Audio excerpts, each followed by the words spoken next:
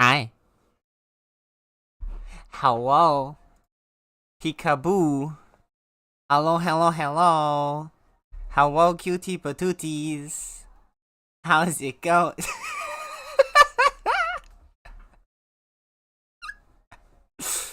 I'm sorry, did I get you, Ruby? Page. Whoosh, whoosh, whoosh. that that I don't think I've ever heard the narrator sound less enthusiastic about anything. That was crazy. Just hey, whoosh, whoosh, whoosh. Hi, cutie patooties. Hello, hello, hello. How is it going? How's everybody doing today? I hope you're all having a lovely Monday. Whoosh, whoosh. I mean, Rocket perpetually sounds unimpressed, so that one doesn't surprise me. Eek, congratulations on your 45th first. That's a lot of firsts. That's a lot of firsts. That's half a 90 firsts, which is the equivalent of 3 months of firsts. Which means you're at 1.5 months of firsts. Now, there were other ways I could have gone about that stat, but I decided to do it that way, and I'm just gonna stick to it. Ruby, congrats on your second. And Joe, congrats on third. And hello, Biotic. Hello, Ruby. There we go. I think I got everybody. Hi. How are the lovely beans doing today? How is your Friday been? That was too fast a very match. An advantage. An advantage. I mean, we probably will be playing a lot of Lune today, so we will hear an advantage a good few times, I think. Looking forward to getting through this last work week. Let's go! Freedom is within reach. Yes, yes, yes. Hi, friend. How my Friday has been. I woke up 30 minutes ago. I mean, apparently your Friday was great, because it's Monday today, Eek.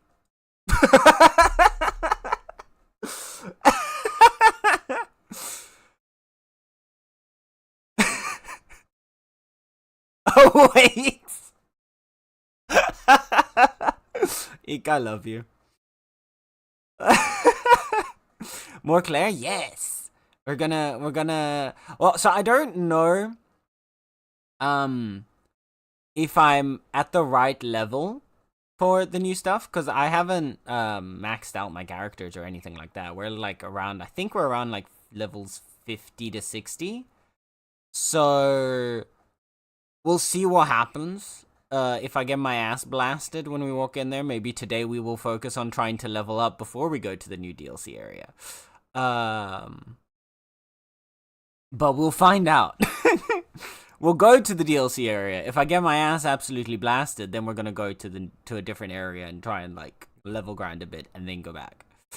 So yeah, abuse TTS too much, it hates me. And TTS is a bit like that, yeah. A little moody from time to time.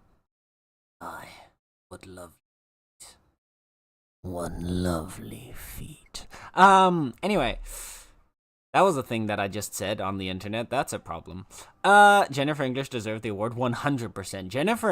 Jennifer English, I saw a thing the other day that she was in 3 back-to-back Game of the Year winners that she's voiced in now. Was it back-to-back? I don't know if it was back-to-back. But it was Elden Ring. I can't remember if it was like the main game or like a DLC or something or whatever. But Elden Ring, it was back to back. Okay, yeah. So she has 3 back to back games that she's voiced that have won Game of the Year, which is kind of crazy. Like, her voice is very quickly becoming very iconic. I don't know who she was in Elden Ring because I didn't play Elden Ring. But she had Elden Ring. Then she had Baldur's Gate 3, where she's Shadowheart. And now she's got Mael. So like whatever, I feel like this coming year the 2026 year, everyone's just gonna be grasping for her. Just get her in. Get her into your game. Quick while you can. The good luck charm. But yeah. Hi, Derek. Also, hello.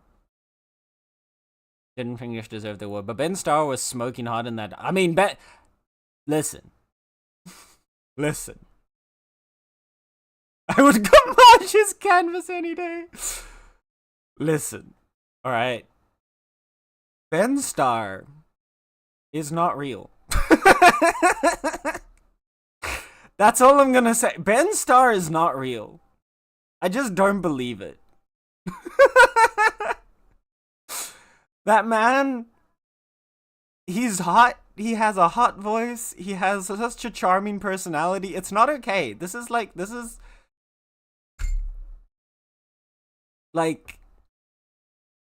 it's not okay. He's not real. He's not real. I don't believe it.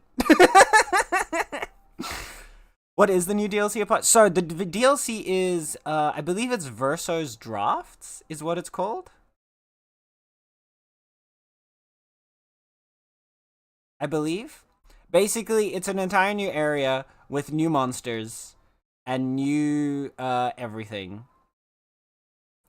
And I'm assuming it's gonna go along the same vein as what we saw with Renoir's Drafts and Clea's Drafts. Although I haven't actually done the entire area of Clea's Drafts on stream, so I probably should also do that at some point. But it's gonna probably be along the lines of that, is my assumption. So we're gonna see like the monsters that are unique to like Verso's creativity. And we might see like versions of monsters that we had before, because there are new monsters. And then there's also new endgame stuff in the Endless Tower, but I'm assuming that is going to be very high level. So that's probably the very last thing we're going to after I clear like everything else out. But yeah. So that. Hi Derek. How Derek?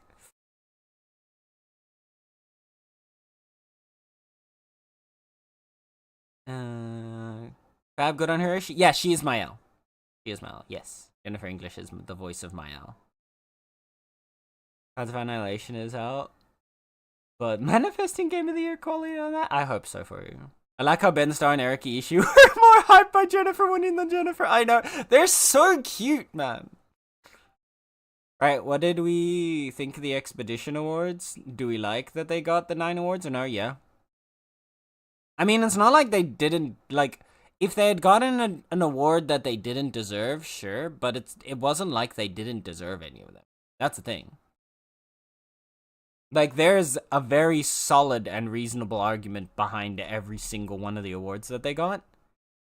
And, like, the main argument against is just, but they already got 8 other awards. So, like, I don't think that's a valid argument to say that they didn't deserve an award, because they already got a bunch of other awards.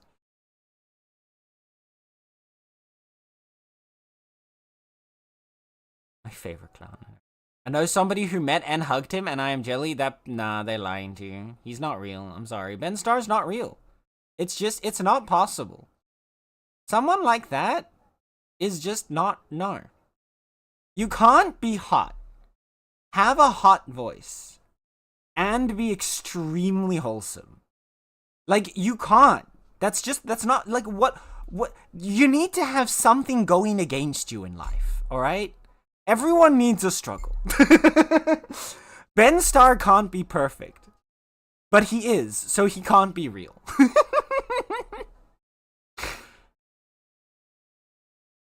Exactly, you're allowed 2 max. You can look hot and have a hot voice, but then you gotta be an asshole. You can look hot and be a wonderful, wholesome human being, but then you gotta have an annoying voice. Or you can have a beautiful, amazing, hot voice, be a wonderful person, but then you can't look hot. You gotta choose, alright? You gotta leave something for the rest of us.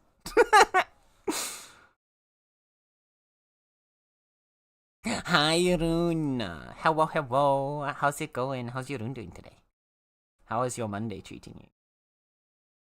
I want to hug him. Only hugging? I can't say the things I would want to do. Twitch would ban me. So we're gonna move on from that. I have to for that objectively sexy man. Right?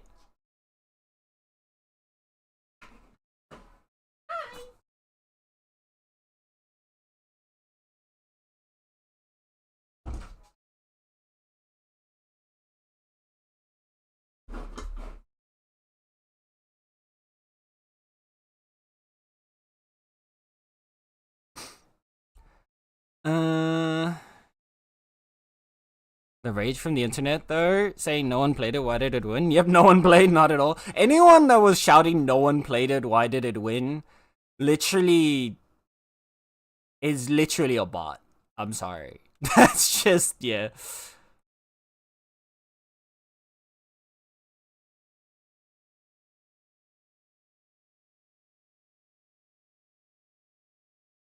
He's just like Jonathan Bailey. You're only allowed 2 max, exactly. Hot bod, hot voice, wholesome, yeah. Tries desperately to find something to cancel them over. That's the goal. That's the goal. One best independent game and best debut indie game while not being indie is really funny. I don't know, it depends on your definition of indie, right? That was like the whole thing that people... That was the whole argument from like the get-go of the game's release when people were like, yeah, but you can't talk about this game being amazing because it's technically not an indie. Like, it's not a AAA company, that is true, and it is their debut game. Whether or not you see them as independent or indie or not,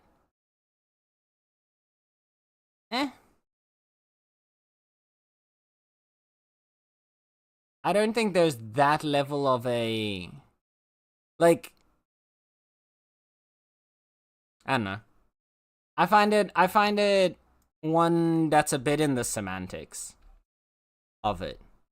Yeah, because the game, exactly. Like, if you look at how the game came together, it's very much the same.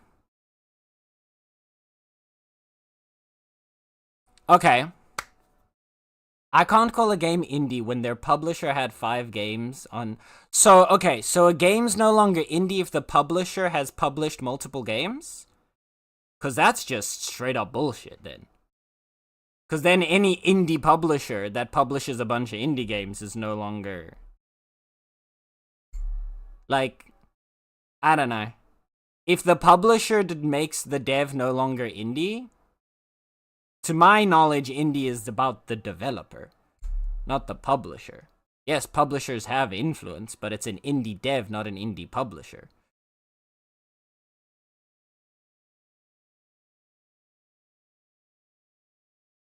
So...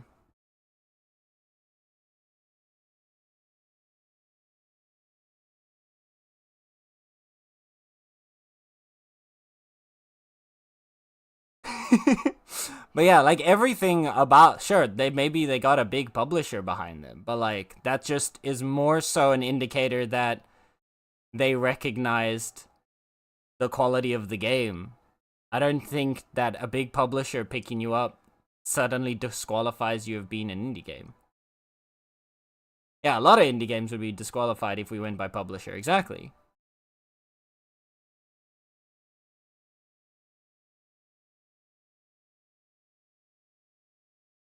Are you, is it then, are you only an indie if you self-publish? Is that the rule now?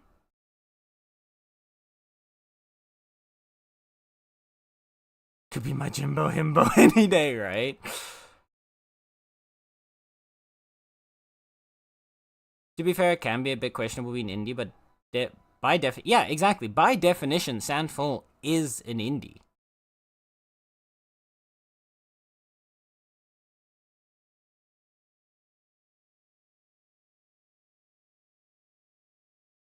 I've seen the videos. They're unfortunately real. Yeah, but they're exactly. They're just dumb, dumb and angry. Them getting better funding is comparison. Sure. Yeah. No. Exactly. There's definitely. Like I stand behind the argument where people say like, Claire should not be a bench post for what indie games should be, because it's not. It's a unique situation where an indie developer has been given a much higher level of funding by a bigger publisher so that they were able to put out a higher quality game. So it's not a standard bench post for what all indie games should have to reach. But I don't think the fact that they had a big publisher takes away the fact that they were still an indie company. They were still a small group, a decently small group of people making a game when you compare it to a AAA developer. I'm fine with best indie, but then winning indie debut feels like a win off of technicality rather than spirit of the category. I don't know about that. Why do you say that, Joe? What makes you say that? Is it because a lot of people on their team have worked on games before?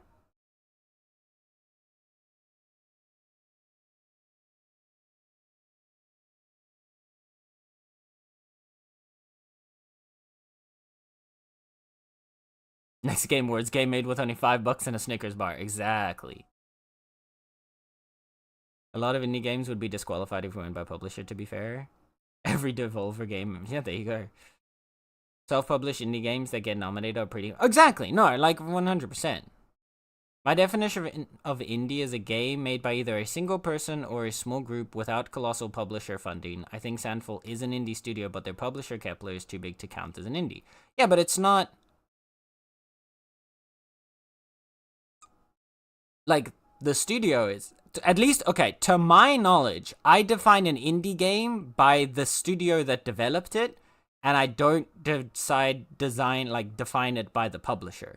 Because you've got entire publishing studios that are entirely dedicated to indie games, that are able to put a lot of money behind those indie games. But by your definition now, that means none of those games are indie anymore, because they have a publisher that can pump money into them. It's not the fact that their publisher has made other games, it's that the fact they've made other games and show off a lot of projects. It shows them having a lot more No, because that's... Indie publishers do the exact same thing.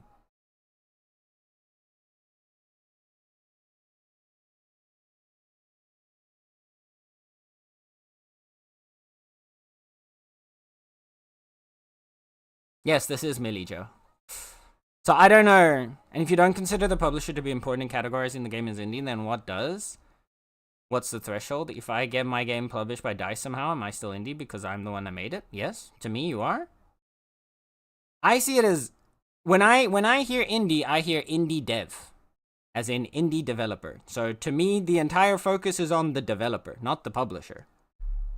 So for me, an indie game is a game developed by an indie dev.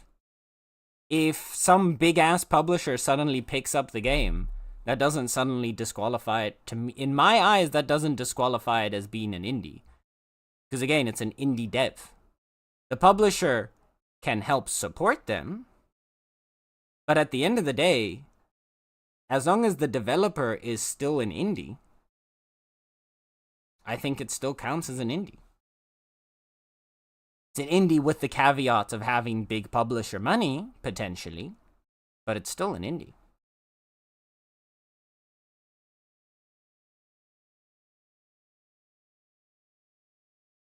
I guess I missed some guy. Yeah, it was game of the year.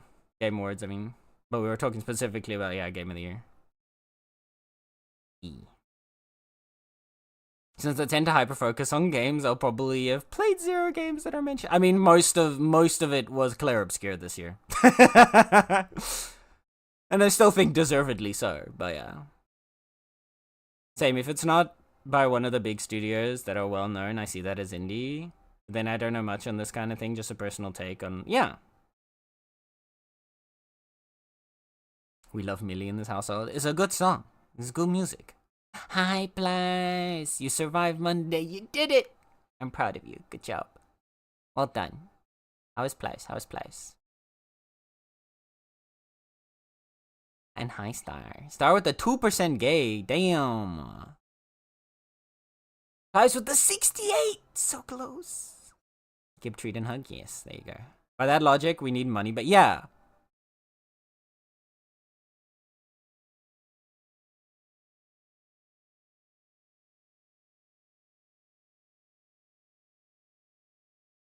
With indie versus indie debut, I hear independent studio. When I hear indie debut, I think of developers who are completely new to the... wait. I hear independent studio. When I hear indie debut, I think of developers who are completely new to the developing and publishing a game. Okay. However,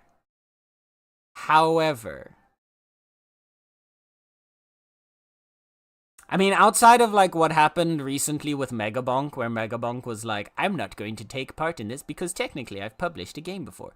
Which, you know, fair enough. But that being said, I do believe that about 99.9% of the games that have won Best Indie Debut are not the first game that group or that company has developed and or published. I remember seeing like a whole like article breaking down like stuff like that around like when the Megabonk guy was like, no, I've made games before, so I'm going to step out from the company. Which still, like, honestly, mad respect to him or them for stepping back for that. But that's why I feel like it goes against the concept of the category. That's fair. Although I don't think I could name a single first-time game that's ever been... like, a single game that's ever won indie debut that's a first-time game. I don't believe, to my knowledge. Now, I could be wrong, but to my knowledge, I don't think a single game has ever won indie debut by actually being the first game. Whereas I think what indie debut more so is it's the first game of that developer or like whatever that has like, you know, really actually spread under their specific name, right? Because most of the time they'll pop out a game or two under a different name, swap to a new name or whatever, and then they've popped out the game that ends up winning them indie debut. The same thing that happened with Mr. John Megabonk, as they called themselves. But yeah, I feel like, yeah, against the concept of the category, I can get you there. Against the, like, how the category has handled itself since conception, I think it still matches, though. What does the site say about the rules for the category if they publish that? I don't know off the top of my head. I don't think they really say specifically.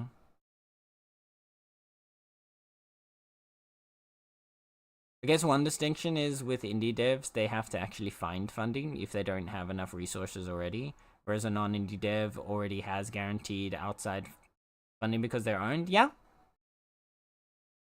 I mean, that's one of the bigger things, like, for me, like, a game is indie if the developer, you know, is not owned. That's the main, like, concept of an indie to me. And, like, the subdivision thereof, like, to each their own, right? Everyone, I'm not saying anybody's incorrect for, like, I don't think Eek is incorrect for having a more nuanced take on what he thinks is indie. I think we just have differing opinions. And Eek's opinion is formed from, like, his knowledge of being, like, of development and his own experience in making games and in that aspect of it. Whereas my experience is more developed from my opinion's more developed from my experience of just as a person who enjoys games and enjoys playing games. My primary focus for when I'm looking at a game or an indie game is just, is the game being made by a developer who is independent and not owned by some big company or whatever. So basically, was there a risk to them for making the game? Now afterwards, like the same with Sandfall, the publishing could have fell through, right? And then Sandfall would have been fucked, kind of thing. Whereas, like, if Microsoft makes a game, or one of their, like, developers makes a game, they're safe because they've got the big money funding behind them. But yeah. Hi, Liu! Sorry, we were in the middle of deep debate. Hi, Liu. How's it going? Thank you so much for the raid. Hello, hello. Welcome in, welcome in. How are the lovely beans doing today? How is the Liu? How is Liu? How is the stream? Hi, Partisan. Welcome in, welcome in. Hello, hello. We were just talking about the Game Awards and Clair Obscur winning everything. And how we felt about it. Spoiler, I'm completely okay with it, but that's mostly because I'm an absolute Clair Obscur fanboy, and I understand that fact. Can we get a shout out for Liu, please, by the way? Guys, thank you. This is all fun. Yeah, exactly. I think it's always good to be able to, like, I think it's that's one thing that I think a lot of people are afraid of surrounding themselves with people with differing opinions and, like, voicing differing opinions against each other. But I think, if anything, you shouldn't be afraid of that. Like, you should surround yourself with people that don't necessarily agree with all of your opinions. One, because an echo chamber is never healthy. And two, because that difference in opinion can help you develop your own thought and your own opinion, right? Like, this conversation, Eek explaining, like, what he doesn't think is a, what, like, does or doesn't qualify someone to be an indie dev, makes me think more deeply about what I actually think an indie dev is, right? Like, obviously, these thoughts have been there in my mind before, but,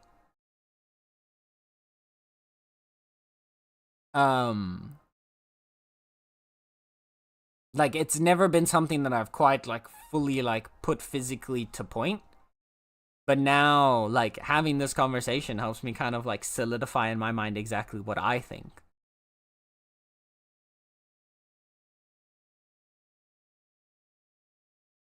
Yeah, I still think all of us can agree that judges shouldn't be 70%. Oh, yeah. No, 100. That 100%. I think, like, at most, the judges should be 50%. At most, the judges should be 50%.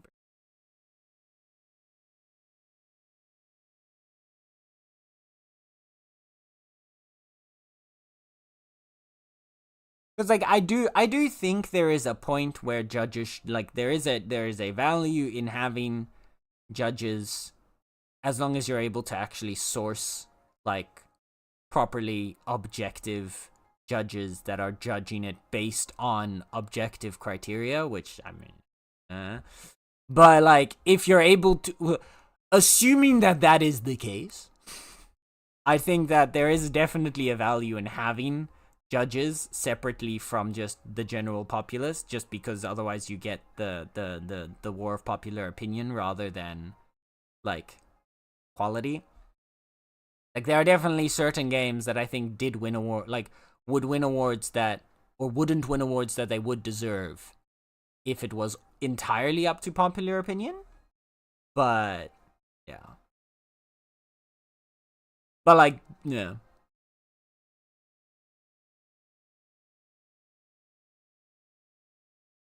I just don't like how indie is a term that can mean so much. Is it how it's developed, how it's published, how they came together, how much creative control it has? Since a lot of AA games, for example, can have indie vibes. How much budget's in there, how experimental it is. What is an indie game? Because going only by definition, anything made by something like a mid-sized publisher kind of rules it out, which is too strict and kind of silly. Oh, because I think that's... So, for me... Right, and like I was saying, like, the indie, what I usually find, and part of this is probably also influenced by what I consume content-wise, because, like, for example, my main feed of indie games is, watching a YouTuber called Splattercat. And I think part of that's because I agree very much. His definition, or like how he picks out his indie games, and he mostly does it. Every now and then he does non-indies, but mostly does indie games. Is entirely the development. If the developer, he focuses specifically on indie dev. No, so if you're the developer cutie. is indie, the game is indie. And that's how I see it as well. Because I think, yes, publishers have an influence. But as long as the publisher doesn't straight up own the studio, but is just publishing the game. So as long as the developer is independent, and they're just sourcing funds from someone that's publishing the game for them, I'm all good with that. But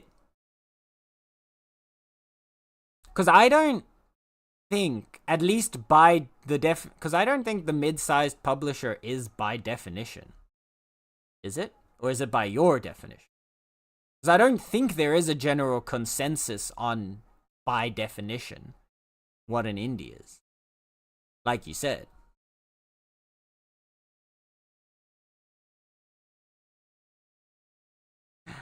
Hi, I'm okay. Though I'm sick with the flu. Oh no, Liu. I hope you feel better soon. Get lots of rest. Make sure you drink water. Eat some healthies.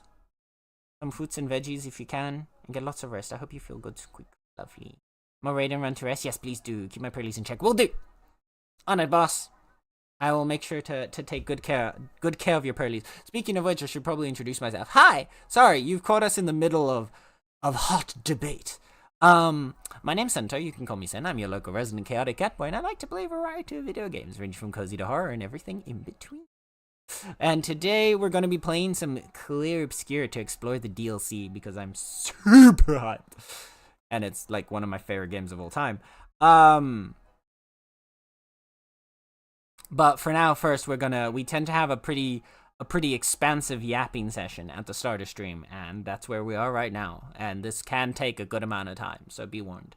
But yeah, if you need to take care of yourself, please make sure to eat, drink, go cuddle a pet, cuddle a person with consent, do all of the important self-care jazz. And if after all that you still want to hang out with us, then we'll be right here for you.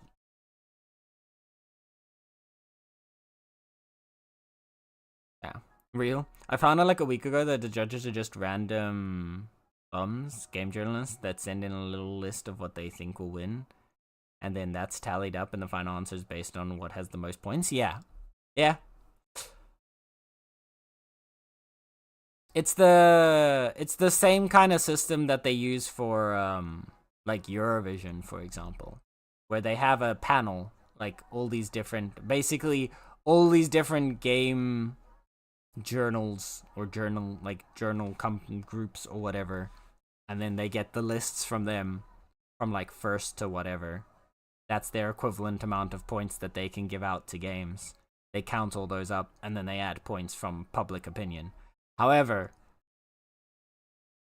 the bigger thing that I think they need to do is a similar thing to like where the public opinion has a much higher weighting in the end points, or like in the final points, rather than just a little boost to whoever's in the top 3 to get them to first place kind of thing, which is what it now basically is. It's like if first and second are really close to each other, whichever one got a bit more public opinion will get it. But it's not gonna like amplify someone from like 6th place up to first after the judges' points have been tallied most of the time. It needs judges when you have such big gaming community. The problem with that, right, is that the popular vote is very much subjective. Like, popular vote, if say for example, I will say, like, if the game of the year was entirely down to popular vote, I don't think Baldur's Gate 3 would have won. For example. There are... Hello, cute boy. Have fun with the DLC. Not gonna be watching, but lurking, Saru. So I was like, I thought he said so, but sir, ooh, yes. I was like, what? So what? Hi, Nether. Also, hi, Necro. Hello, you cuties. But yes, thank you for the lurk, Nether. I appreciate you. I appreciate you. Adorable Nether. At least an hour yapping sesh? Oh, easily. At this point, the amount of yapping going back and forth, it's gonna be a good hot minute before we actually play the game.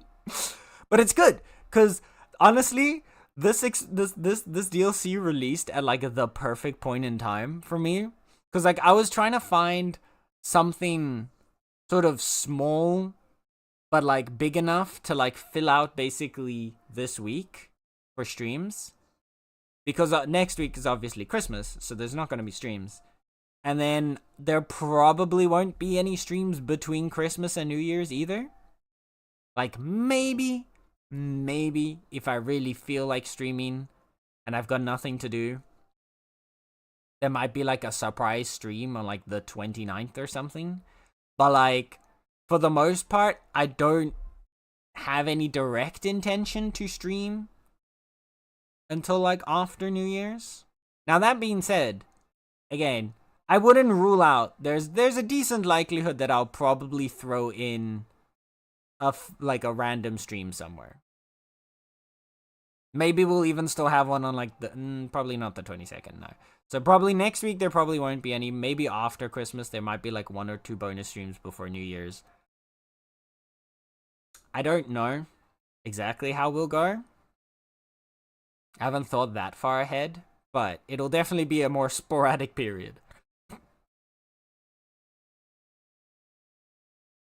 So I wanted to find like a nice game somewhere, something that I could just like fill these like 3-4 days with, and like the fucking clouds parting and like the hands of the angels came down and graced this DLC. It was absolute perfect timing is all I can say. Give it a buster check, Necro. Alright, chat. Unshrimp your backs. Straighten up. Come on. You know what we say. Just because you're not straight doesn't mean your back can't be. Yeah. That's what I'm saying. It's why Player's Choice was the most interesting category, even though a couple of them weren't released this year. See, that's the thing, right? And that's the problem that I have with going entirely populist on it, is that popular opinion, I think, again, popular opinion is good, but there are definitely games that won that I think deserve to win that probably would not have won if it was entirely up to popular opinion. Again, I don't think, actually no, not even I don't think, I know, I'm like 100% certain that if Game of the Year was 100% popular opinion, Baldur's Gate 3 would never have won Game of the Year.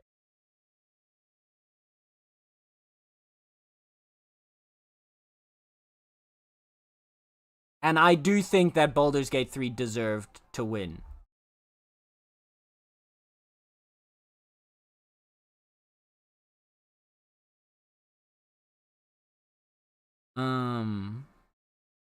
Let's see, Eek with the 76% gay. Goddamn. Joe with the 64. Nether with the 75. Ooh, so close. Eek's at the high. Eek's the highest right now, I think. Eek's the gayest among us. Actually, let me confirm. Is Eek the gayest among us? Never mind. I am the gayest among us. What a surprise.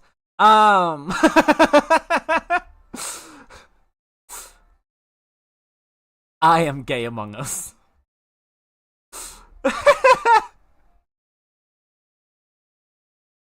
Amogus. I was playing devil's advocate. Oh, poor Joe. Joe feels betrayed.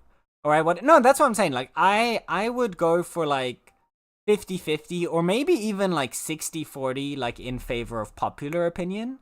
But I do think that a solid portion of the votes should still be to a judging panel that has an objective set of criteria. However, at the same time, I also don't think it should just be a random amalgamation of game journalists. Like, I do think there should be, like, a proper judging panel put together.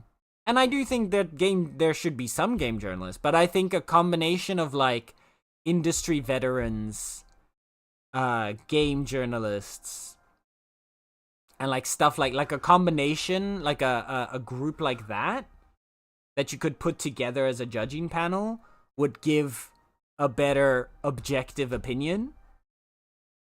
And then weight that roughly equal or a bit less to popular opinion. So, like, again, either 50-50 or 60-40, with the 40 being judges. That way, games that are insanely good but have smaller, more dedicated fan bases still have a place in the Game Awards, and it's not just gonna be dominated by, like, first-person shooters every year, because that is the biggest gaming, the biggest category of games. It's the most. So, like, it wouldn't completely be dominated by something like those, but it also wouldn't give you a situation where a game is winning that, like, all the critics are like, it's such an amazing game, but, like, 6 people have played it, right? So if you get a nice balance like that, that would be the ideal. Excuse what the hell? What can I say? I'm just that gay.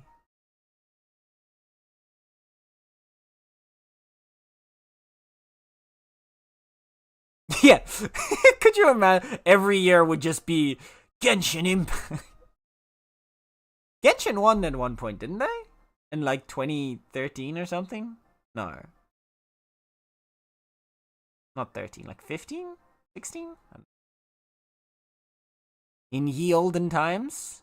I'm pretty sure Genshin won a Game of the Year at one point. Like around when it released, I think. Like when it was still fairly fresh, but it was, like, hot and new. Before, like, everybody copycatted it. Back when everyone was complaining that Genshin was a Breath of the Wild clone. Hey, I said I'm just that gay. Come on, Blaze.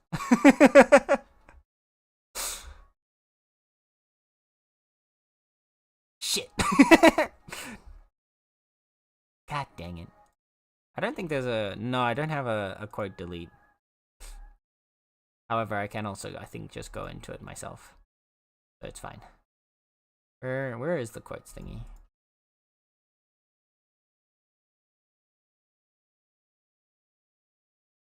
Also, Fire Emblem music, always high quality.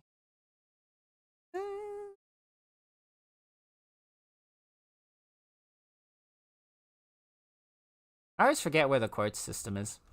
I don't remember. I know I can edit the quote. I just need to figure out how to find the quotes again. I always forget where they are.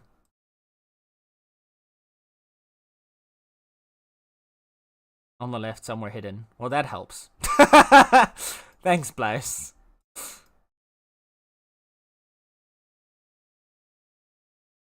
There we go. In services.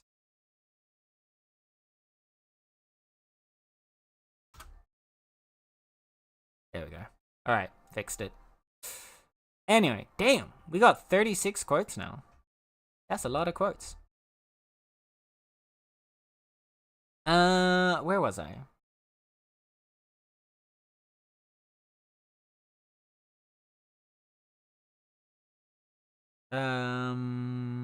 Yeah, only the most popular. Yeah, exactly. That's the problem of going full populist. Ever since COVID, the panel of judges has felt that. Yeah, I will say a lot of times it has. There are certain games again where I do think like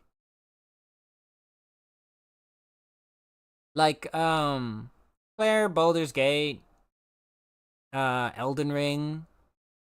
Those are like the most recent wins that I do think are pretty in line with popular opinion. I don't know off the top of my head how well judges voted for those games alongside it. But I do think, like, in a lot of other categories, especially in other categories is where the disconnect is bigger.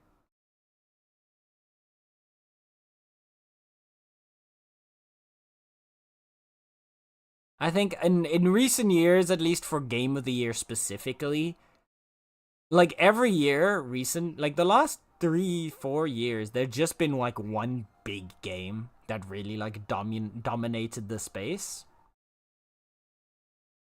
So I don't think the Game of the Year specifically has been a point of contention, but yeah, overall I do still agree.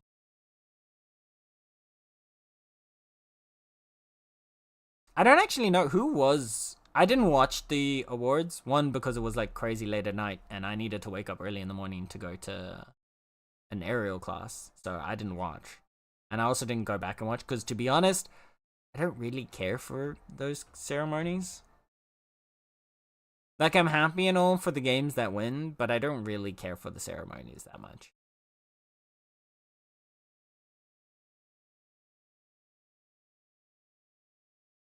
It's because gacha games tend to give out thank you freebies to players, and now everyone expects that to happen whenever they win. That's true, yeah.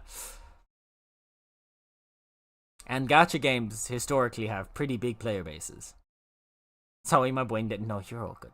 Don't worry. Left somewhere hidden. I've not touched in a while. :3. You can't :3 me like that, guys.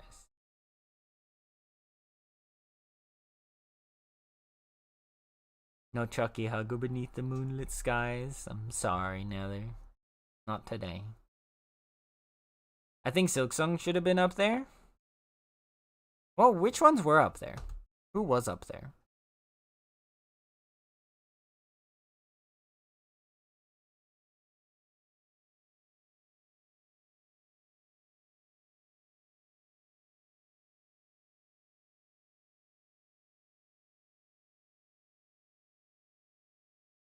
I kind of got a revelation after writing up the walls of text earlier.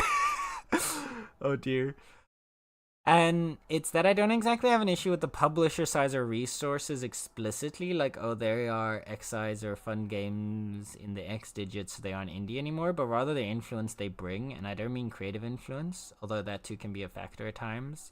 But with a bigger publisher, a game is elevated to a production and visibility tier that is otherwise only reachable by AA studios. And that fact makes me feel weird when calling the game an indie. Does that make... No, I get you. That's why... No, and I think we entirely agree on that. For me, and that's why I was saying... That's kind of what I was saying earlier.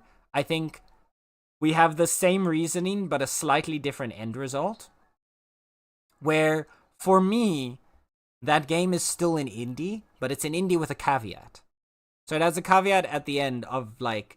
It's an indie, but it's not representative of what all indies should be. Does that make sense? Hi, Cookie! Oh my god, thank you for the resub! 7 months! What the hell? What the hell? We're 2 months away from a sub, baby! Cookie, have you been thinking of names? Have you been thinking of names? We need to think of a name. We have 2 months. It's almost time. It's almost time! Shit! How is Cookie doing today? How is Cutie Cookie? What the? Ruby! Ruby! Thank you for the resub as well on 15 months. Oh my goodness gracious. That's a lot of months. And you did indeed trigger a hype train. Well, chat. Oh shit. I should've... You know what I should've done? I still have like a fucked... How does the discount thing work for like... The discount doesn't work for resubs, does it? I don't think it does, no. Because I was just thinking there's like a certain amount of discount hours of like subs that I haven't used that are going to expire at the end of the month, or because it's the end of the year. So I should probably just throw those on now for like the rest of the streams.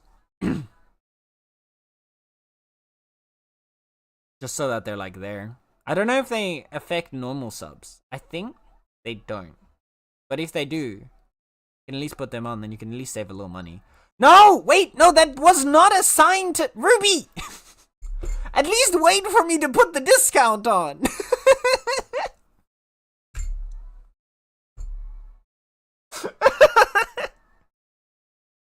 Ruby.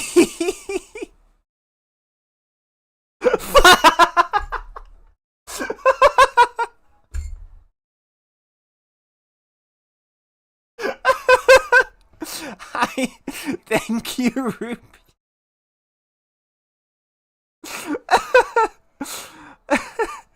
Ruby, thank you for gifting 5 subs to the community. Going to Ludar, Sorin, Nether, Biotic, and Eek. Oh my god, they went all to homies. Thank you, Ruby. If you're in chat right now and you got a gift sub from Ruby, please say thank you. I appreciate you. Merry Meowmas. Happy Hanukkah. Exactly. You filthy animal.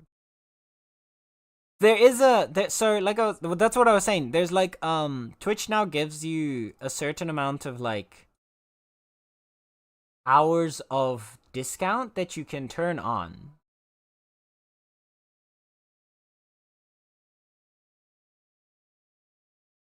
And I need to find them real quick. Which one was it? It was in one of these settings. But there's a certain amount of discounts. Amount of time that you can have there we go, discount promotions. So I still have 60 hours of discounts available till the end of the year, till December 31st. I'm not gonna get through all 60 hours, but I can use 6 more. Yeah, I have 60 hours and I have 6 more uses. So I can basically do 6 more sets of 10 hours.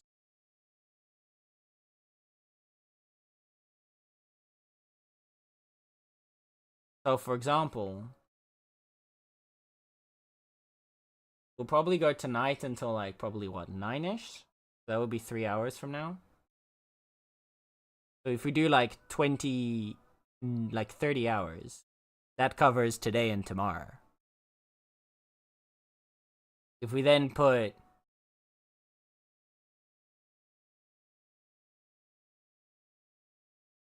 or we put like 5 hours now, because is there a limit between when you can put them? I don't think there's a limit between when you can put them. So you can just put them down. Oh my goodness, what are you guys doing? Wait! Ah! Why? Dang it. Alright, there we go.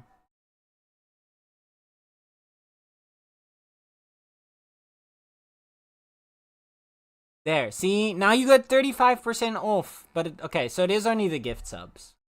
But there, you could have had 35% off, Ruby. I'm sorry. But thank you, I appreciate it. It means even more now? I really do appreciate it. Thank you, Ruby. It's very sweet of you. You didn't have to do that. And I... No! That was not the sign to do it again!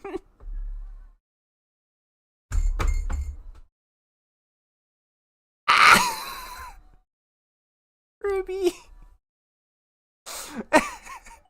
Wait, no, Black. What are you doing? This was not the. God damn it. Ah!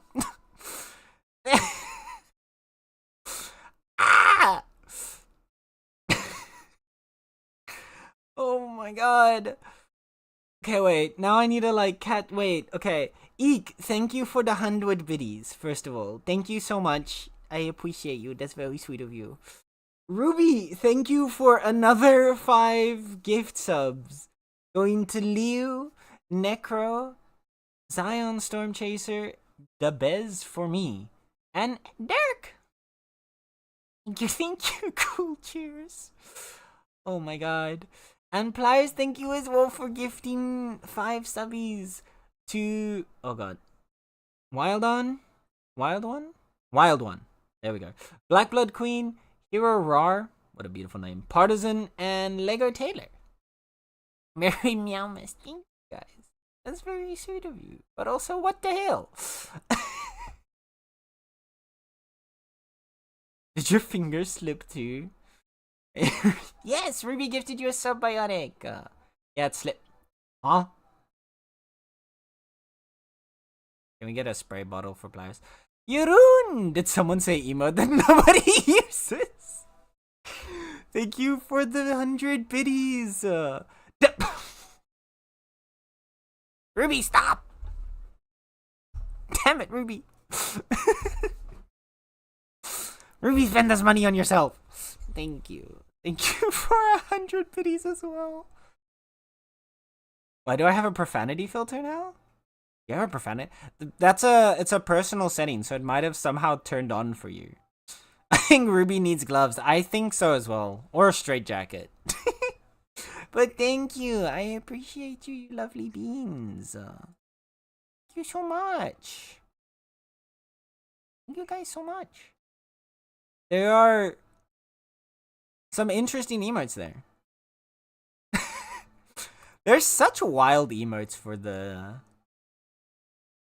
There's a bunch of emotes in the hype trains where I'm like... There's some of them that I'm like, they are really cool, but I always forget they're there.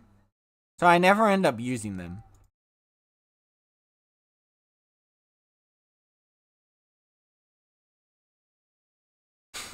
But yeah, you should. I think maybe somewhere it accidentally turned on for you, Ruby.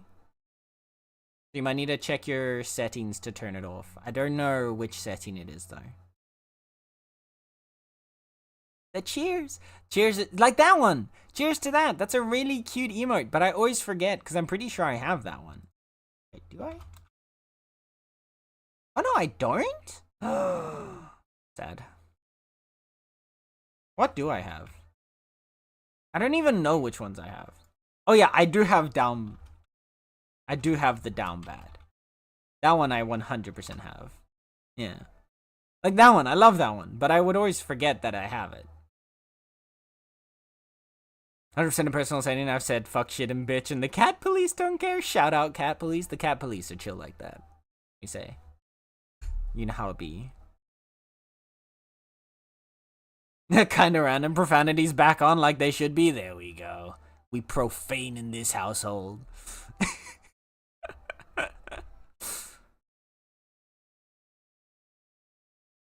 Oh, did it delay the ad automatically? I think it delayed the ad automatically because of the hype train. Let's go. Or did you delay it, Pliers? Did you snooze? Oh, you snoozed it. Perfect, thank you. Or did you not? Do the hype trains automatically snooze it? I didn't do shit? Oh, okay. So the hype train automatically uses snoozes. That's nice. I like that. That's good. Profanity, let's go! Today I learned. Well, you did do shit, Lies. You gifted 5 subs. That's definitely not doing shit. But thank you guys so much. That was really sweet of you. And a level. This is gonna be a new record too. We're gonna hit a new record. I did some shit. There you go. I'm not sure it uses your snoozes. At least when Tally has a hype train, just tends to not play the ad. No, it does use your snoozes. That's one thing. When you're in mod view, you don't see that snoozes have been used. It for some reason it lags it out and it still shows. Unless you're the one that uses the snooze, you don't see how many snoozes are actually available. It'll still just say 3 out of 3. I don't know why they do that. It's a bit odd, but oh my god. We got Kitty Balloon! Perfection. Absolute perfection. Thank you, lovelies. I hope you enjoy your emote. Oh, look at all those balloons. We can play Bloons Tower Defense together now, chat. We can play Bloons Tower Defense in chat. I believe it tries to give everyone the same emote. Unless you already have that emote, then it gives you a different one. Okay, yeah. It's really weird. I don't know why it does that way. But I've had that, like, whenever you're in mod view, if another mod snoozes, it'll still show you having 3 out of 3. At least the last time I checked, it did. But then if you use a snooze, then it'll show you your 2 out of 3. So like right now, my snoozes are at 1 out of 3. And I know I haven't used snoozes because I didn't stream yesterday. So there's no reason for me to be out of snoozes. Besides it actively just using my snoozes itself. I assume that maybe it has still got like a built-in auto delay even if you don't have any snoozes left. That would make sense, but I'm guessing it does like automatically. It does. Well, not I'm guessing. I see it does at least automatically. Yeah. Yeah, thank you, Lovely, so much for the level 5 hype train at 33%. That's crazy. That's crazy. Y'all are insane. I appreciate you. No, it's your first hype chest, Cookie. Let's go. You got a kitty balloon. You got the kitty love. It is very cute. It is a very cute emote. That's what I mean. Like, there's a decent amount of like. Not even where are the hype emotes? There we go. Yeah, I wrote like there's a bunch of hype train emotes that I have that I don't think I'll like I do like. The only one that I regularly use is this one. That's the only one that I regularly remember that I have. But I have like oh actually wait, no, Pride Laugh is a hype train emote now? I don't think it was a hype train emote. Well, apparently I also have Pride Laugh. So yeah, those are the only two that I use regularly. All the other ones, there's a bunch of fun ones in there, but I never remember to use them.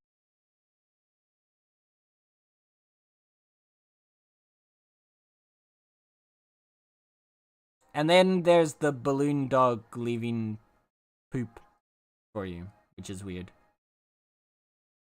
You finally got that bear? Let's go! I love it. I love it so much. That was my very first one. Yay! Yeah. Oh my god. God. Cookie's first hype train contribution in my chat. I feel honored. I'm honored to be your first Cookie. Super much. I appreciate you guys. Thank you so much. Lovely people. I appreciate and love all of you.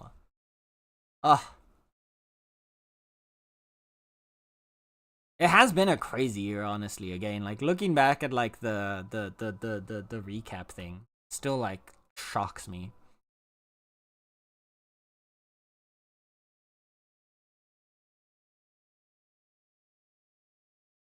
Just how much we've done this year. I hear music. You do.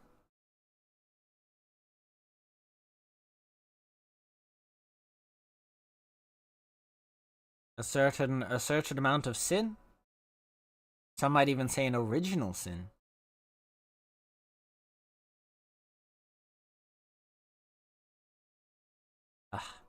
Larian is another beautiful. I still need to like someday.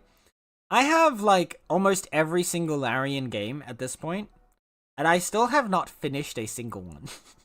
I've played most of them, but I've never actually finished any of them. Because I always... Okay, here's what happens, right? So, here's what happens. And this was, I think...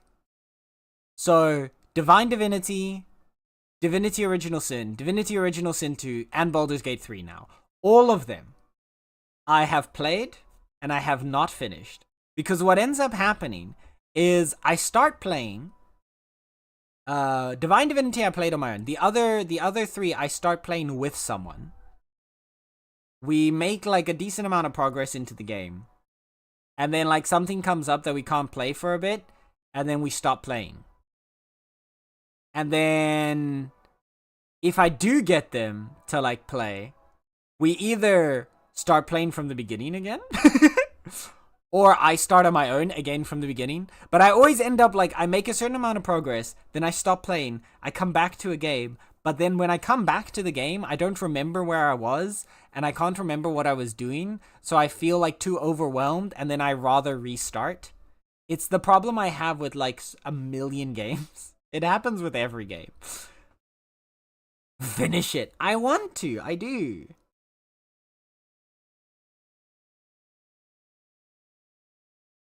Because I fuck with them, man. I love their games. Larian makes fucking god tier games. I never finished any Divinity either. Thank you. Shall we do a playthrough? I mean...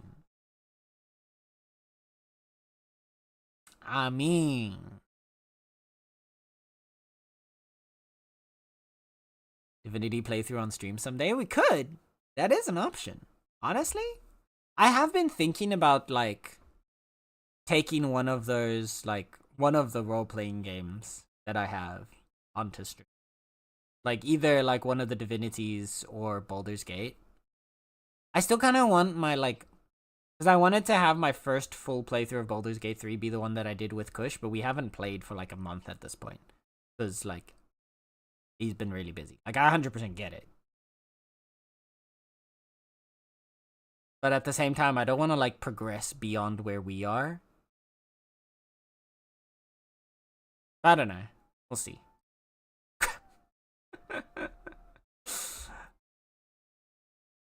I might. I know, so it's weird, because, like, he doesn't have an issue with it, right? Like, I've thought, like, he himself also said, like, even before we started playing, he himself also said, like, there's a high likelihood that we won't even finish the game, because most of the time that's what happens when two people play Baldur's Gate together. They don't finish it. And he was, like, fully okay with me, like, playing it on my own. I'm just weird like that, and I'm like, but you bought me the game, so now I want to experience it with you. But maybe, I don't know, maybe I'll be able to convince myself to approach it at some point. Get him to play again. I only finished Baldur's Gate 3, but I still need to do Honor mode. I mean, the other option, right? The other option would be a stream playthrough. But then the question would be, would the stream playthrough of Baldur's Gate be solo? Or would it be, like, multiplayer? Because I do think, at least when I was playing with... Because, so here's the thing that I like to do with those games, is I like to, like, I like to approach, like, Divinity and Baldur's Gate like I'm playing D&D. So I like to, like, really create a character with a personality and backstory, and then try to play that character in their style. Like, in how they would do things, and not necessarily how I would always do things. And so I think the most fun that I had playing Baldur's Gate 3 with Kush was that we were both playing in that style, so we were basically playing D&D together. Because we were just playing two completely, like, different characters that were then interacting with one another. Which would be a fun aspect of playing in multiplayer. Versus, like, playing in single player, I think you already have more of a just guy playing a game vibe, so... I mean, you can, but... No, the story's pretty set. But, like, your specific interactions with characters and your choices that you make, there's still a decent amount of variance there. Like, obviously, you're not suddenly going to have a whole new main storyline. But... If I make fucking John Knifeboy the Murder Goblin, and he murders everyone, it's not gonna be the exact same gameplay experience as if I play, like, fucking a priest that's trying to be nice to everybody. That's, like, the hallmark of, like, Larian's games, is that there's still a decent amount of branching paths, while the main storyline is not exactly the same. What happens to the world around you is very different, with NPCs that survive and die. and like change and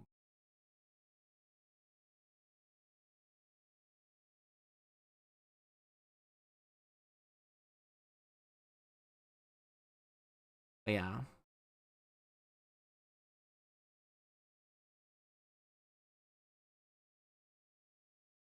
Pouty players.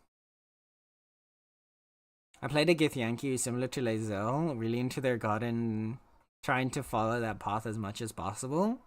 See, like that would be pretty fun, I think. That kind of that's the style of play that I like. And I don't know, part of me almost likes the idea of like if we were to play it multiplayer with at least someone else who would also do that style. Whether or not, like, not even necessarily that person having to stream. Like, of course, if you both stream, then you get, like, both angles. But even if it's only, like, one side, but you're still, like, I don't know. I would like to at some point, though, probably. I don't know if I want to... I think I, right now, still would want to wait until after I've at least finished a playthrough with Kush. But maybe after New Year's, my opinion will change. We'll see. If I buy your... No! I know you're joking, but I'm also still gonna say no. No, it's the worst, man. I don't... This is why I hate when people buy me games. That's, like, it's... There's this... So, like... It's hard to explain. When people buy things for me, I feel this really intense obligation. Even if they themselves say that is not the case, that doesn't matter. Because I will still feel that way, right? Like, I still have that, like, that sense of obligation towards, like, I need to do what people want.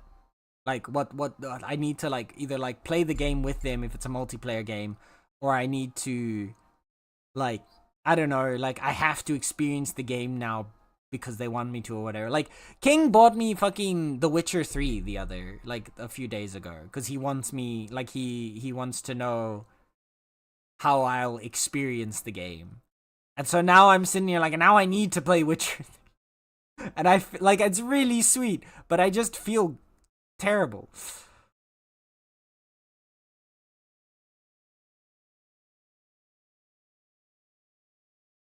So, Fighter Wizard. I went to Fighter subclass with spells was really cool. That does sound very fun. The one that I was playing with Kush is that I had a sorcerer. I'm playing currently as a sorcerer with Draconic Bloodline.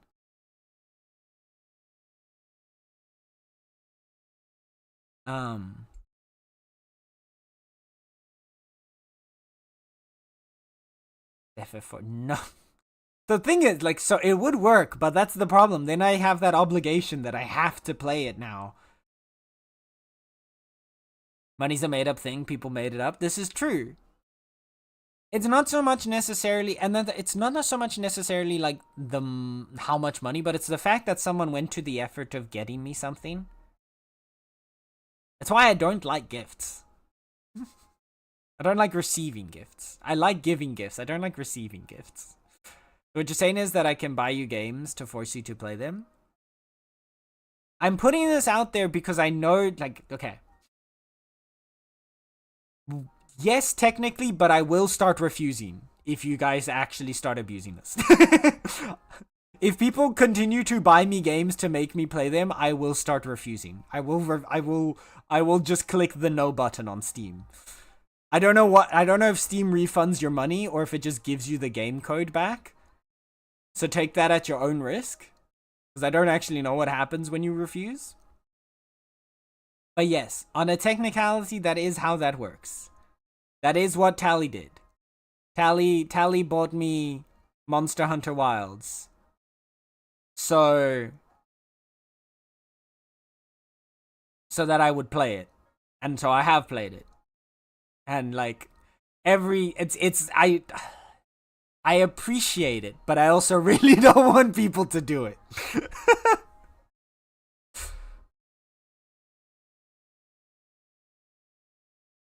Because then any time I spend not playing, because like Witcher 3 is good, but so like what the thing is with Witcher 3, right, is that like in my free time now, when I'm gonna play it, I want to, like, King also wants to see, so we want to sit in Discord and then I can screen share while I play it.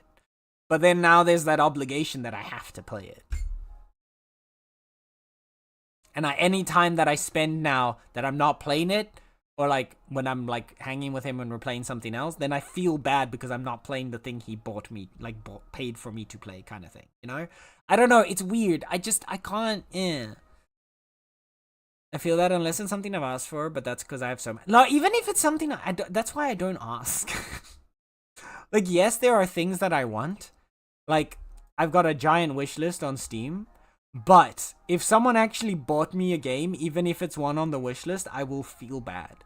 Because I feel bad about the fact that you are spending money on me and buying me something, and then I need to, like, you know. I don't. It's not, yeah.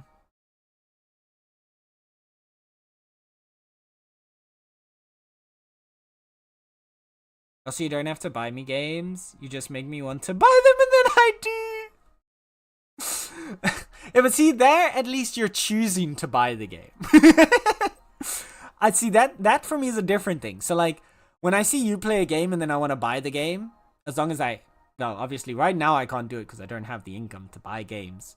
But like if I buy the game myself, it's a different story because then I've bought the game, so I have full control over whether or not I play it. And if I buy a game and don't play it, that's on me. That doesn't matter. But if you buy me a game and then I don't play it, then I feel like shit. Then I feel like an asshole. It takes the money, so best to just accept it. So best to not do it.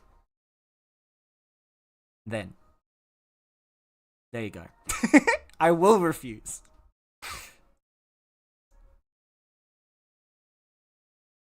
I already have too many games, man. But if no gifts, then how I show love? By being you.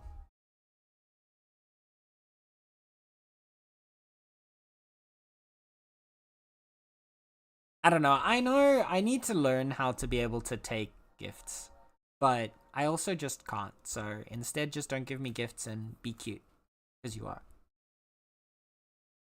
Wow, so wholesome. There you go. That's all that's needed. Just be you. Just be here. When you guys are here, this is all, like, I don't, like, okay, I know I've said this a couple of times, and I know for the most part, probably everyone thinks the same thing that I think sometimes when I hear people say this, that it's like, oh, it's just the fluff that you say. I genuinely mean it when I say, like, you guys choosing to spend time here in stream and, like, yap with me and whatnot already means, like, the world to me. Like, it's already, like, you have a limited amount of time that you can spend doing things, and you're choosing to spend at least some of that time to just hang out with me. That already means the world to me. That already, like, that's a lot. Like, you very much could go and do something else. You could go hang out with somebody else. You could go do your own thing. But you're choosing to at least partially be here. So, like, that already shows me more than enough love. I already find that hard to believe. So, like, don't give me gifts. That's too much. My brain can't, okay?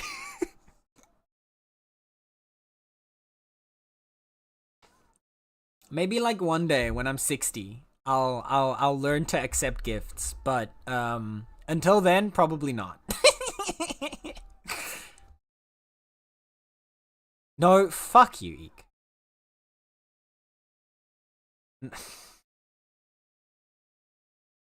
No, I'm not checking Steam. I'm not checking Steam. It didn't pop up a notification, so it's not there.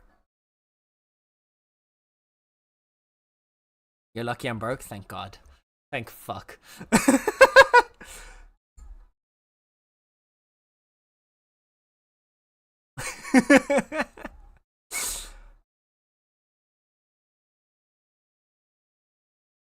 I appreciate you, but also don't.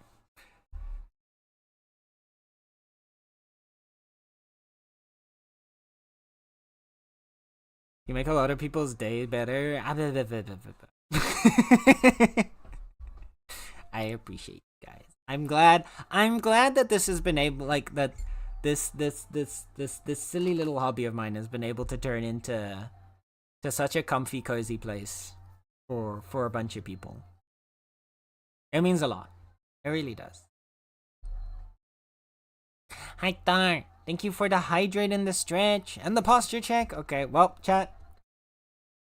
You know what that means? We all gotta take care of ourselves. Drink some water and stretch those muscles right now. Or else. Do it. There you go.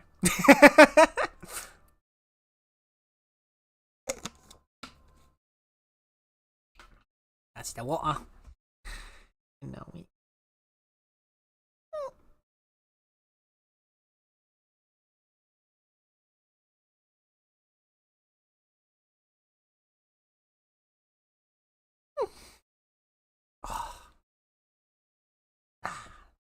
Thank you.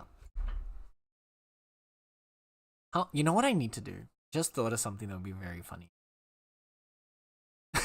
Just need to like record like a sound clip of some like really like deep voiced like man grunting when he's like working out kind of thing. And then the next time that someone redeems stretch, I'm like, either I mute my microphone when I stretch or I play like that clip when I stretch. And so instead of like the sound effect that everyone's expecting to hear, you just suddenly hear like this deep like a completely different voice. That would be so funny. Just to absolutely throw someone off. Like a complete, like it doesn't even make sense. It like there's no feasible way that could have been my voice, but it'll still throw someone off, and that prospect amuses me greatly. That was perfect. Someone clip it.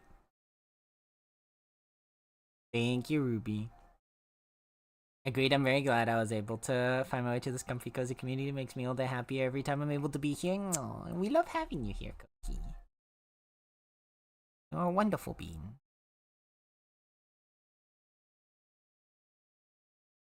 Goddamn. Comfy cozy yapping. Speaking of comfy cozy, shall we actually boot up the game? An hour and a half into stream? Or should we just turn today into Yap Day? Oh, by the way, Joe, are you still here?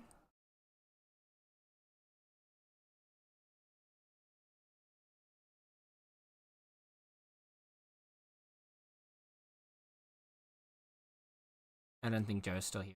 Darn. I'll just have to message him later.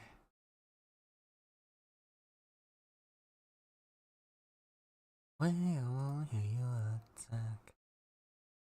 Been so long. Alright, thank you for the lurk, Nether. I appreciate you. I'm booting up Lagam. Lagaem.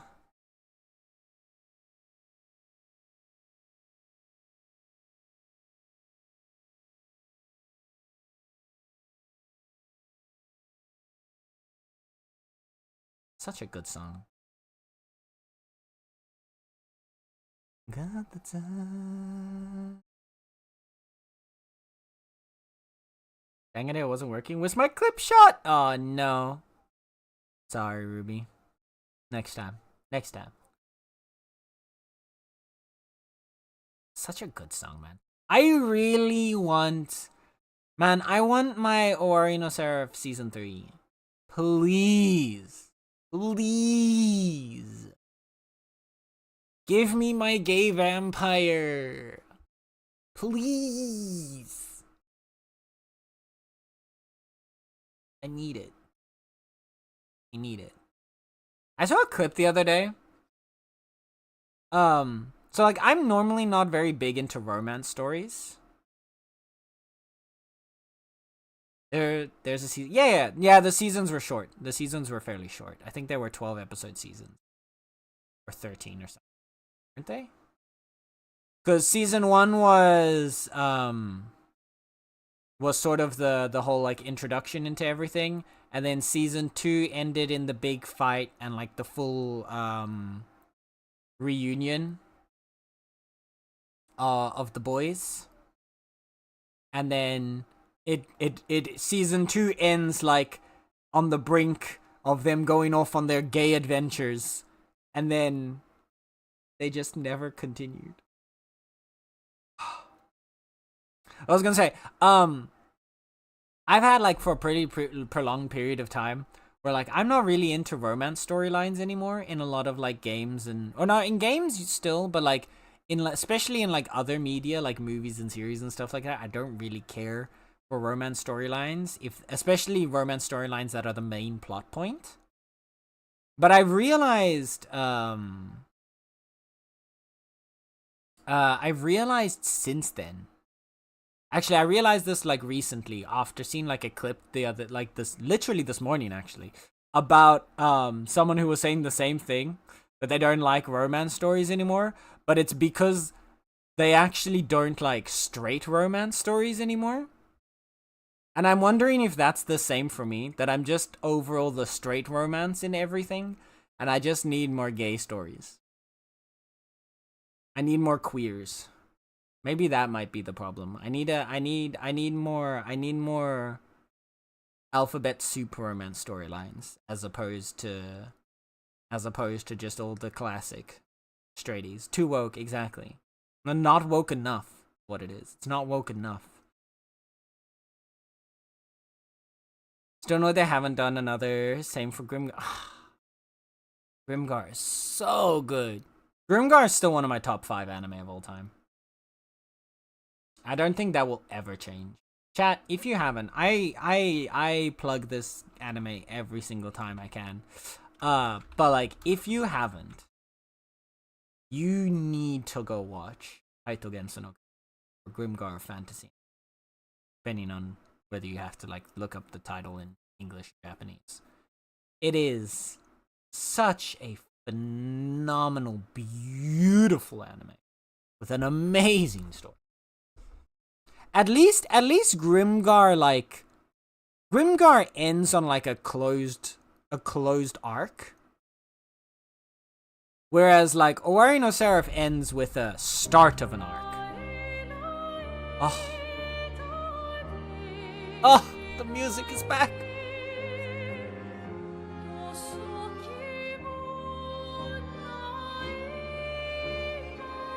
It's so beautiful. Alright. Oh shit! We're on 69 hours. If I start playing, we're gonna lose the 69 hours. I guess we have to play 100 hours then. I have to play another 100 hours. Nice. We had such a perfect endpoint. Where was I again? What was I doing? I can't remember what I was doing. I need to like, oh no, we were actually much higher level. Never mind. We're in like we're at 90s only. I was like, oh, we're probably like late 60s. Never mind. We're big bonkies. Right, yeah. Okay. I don't think there was anything in here that I needed. I don't know why we're in the canvas here.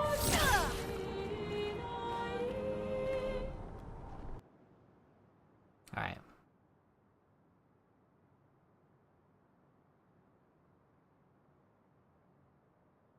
So, I think we definitely need to find... On one hand, I could go and try and find something to warm up with. On the other hand, I could also just throw us into chaos. Did we clear this? I think we did. I think I cleared the canvas.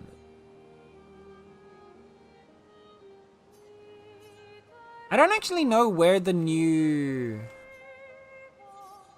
stuff is.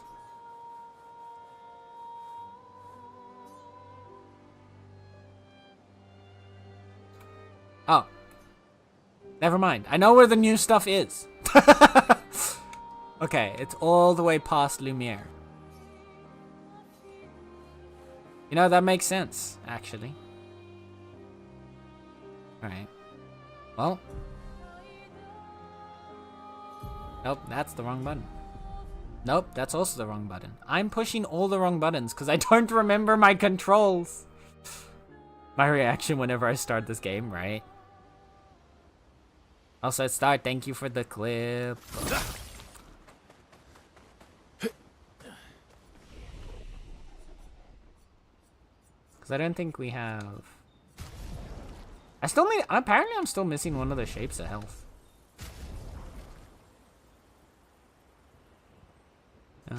Your weapon's up. Your weapon's maxed. We still need to get yours up. Was this the weapon that I had you using? Apparently.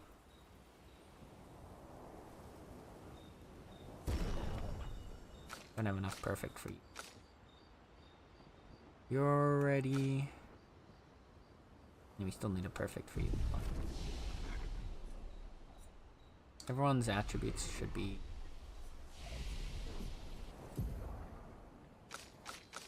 Yeah. We need to learn any skills? No, I don't think so. We still need to pick up 2 skills. And there's one skill that I'm missing, and I know which enemy it is, and I believe they're in Clea's drafts. Because apparently there's only like 2 copies of that enemy in an entire playthrough. And the first time I fought it, I didn't... the first time we fought it, Monoko died in the fight. The whole team wiped, and it was the second team that killed the monster, so it didn't count for Monoko getting the foot.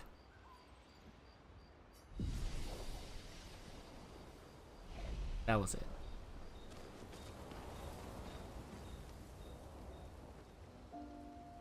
Leave the camp. We don't need to be here. That's what happened. Now I remember. Okay.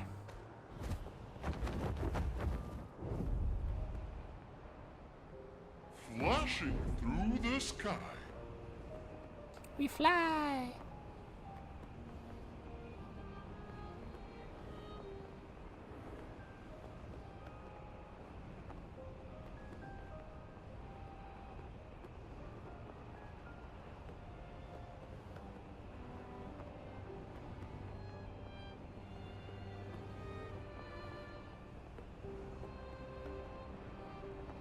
Oh yeah, look. Oh no, I thought I saw something there. I thought I saw something next to Lumiere, but I don't think I do. I'm just stupid.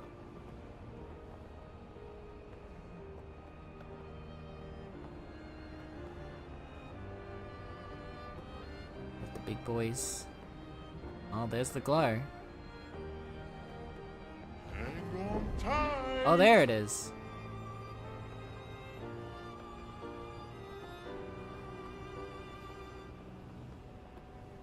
Aww.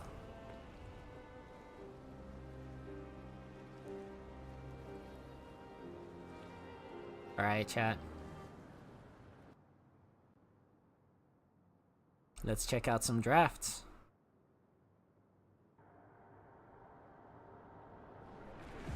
Aww. The chroma here is very old. We're in one of the deepest layers of the canvas. Oh, last time I was here, I was but a small escape.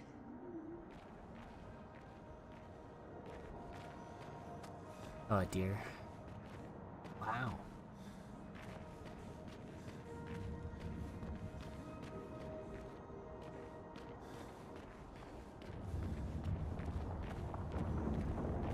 Alright, look at this place. It's just like a random mishmash.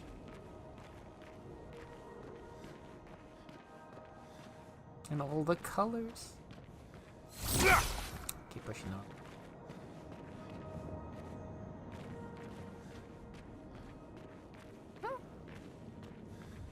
This is very pretty.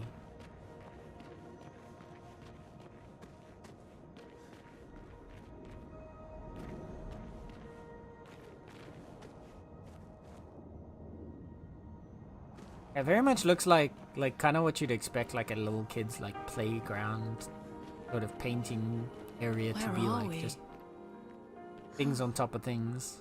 Vaso mentioned this place, but he never showed it to me. Look at the SKAs flying. was his private hideout. And he wanted to escape. Yeah. No sisters allowed.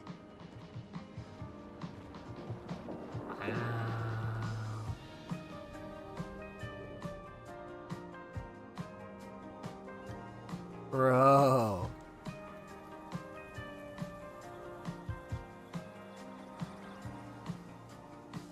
This place is so cool.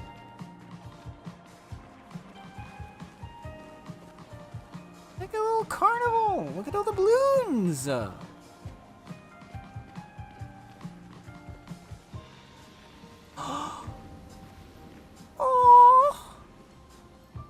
Look at the flag.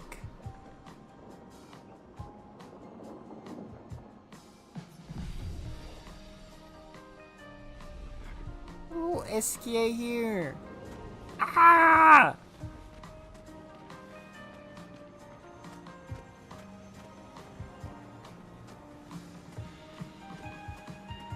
Oh my god! The flowers are candy. The flowers are candy.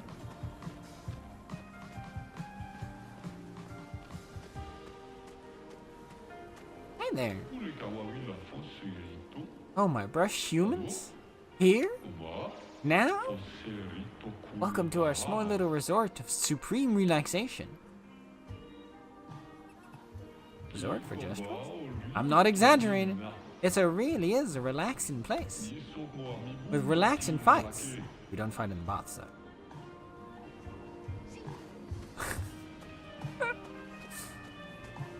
Oh. Oh! It's little, oh, there's little otters! God. God, just pet them, please. What? Get them. Oh, mama otter. They're little baby otters. Just swimming. Little circles. And they're so cute. I'm gonna cry. Oh my god. Bye. Bye. Get down. Oh, what the hell? This place is adorable. Oh. What the hell? Great.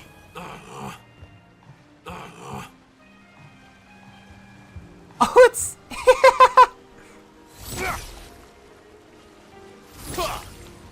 it's...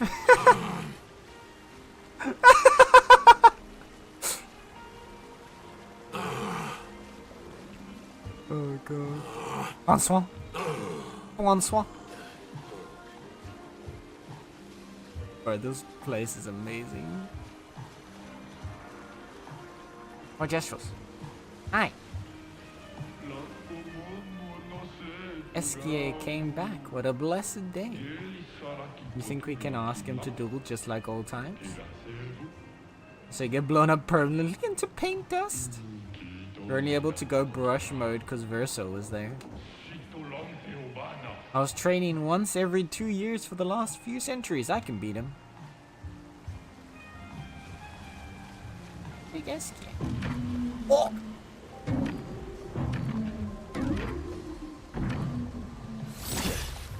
You can change the color of the SKA. I wonder if that does something. I'm sure it does, but...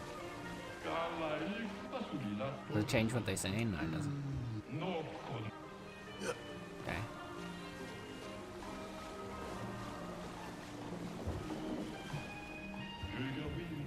We came to see the bestest, most accurate depictions of SKA, the hero? The hero? Anytime Verso brought up an issue he had to deal with, SKA would swoop him up on his back, then fix everything. Sometimes he would resort to philosophy and talk the issues out. Gives me the shivers.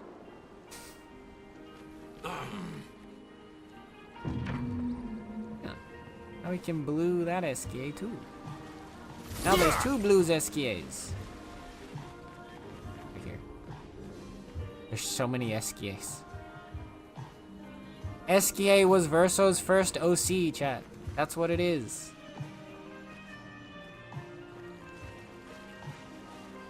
That's why there's just an Eskia everywhere. I feel very wee. Sometimes I feel wee. Sometimes I feel wee.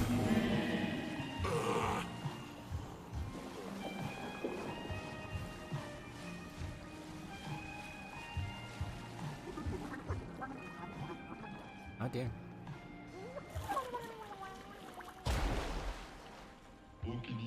Hello, newcomer. You are welcome in our baths.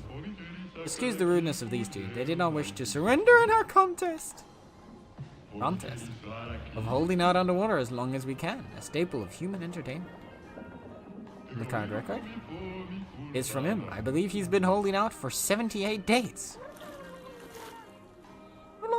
78. Oh, it's 78 years. Pardon my lack of knowledge. I think the other one's dead.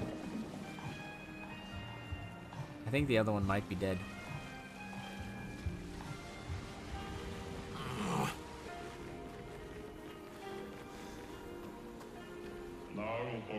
My motivation is without end, but my biceps have found their limit. Please tell me there's something I can do other than push-ups. Coach, if you like. Thank you, but no thank you. You seem a bit too scrawny to be my personal trainer. If only there was a tall, muscly brush with a voice that could command armies.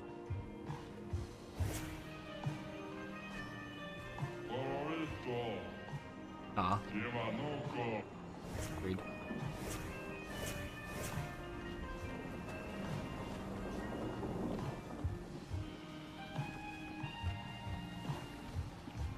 Seems to be a lot of these SKs that you can interact with. And it's doing something when I'm like changing them to blue.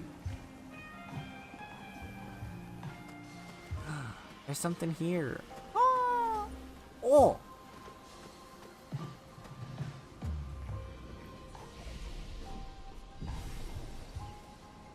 Hey, let's see what this is. Got hopscotch. 1, 2, 3, 4, 5, 6. Not really hopping. Could probably do that. There you go. And hop. Hop. Oh! Got a hat for Verso. How do I do the...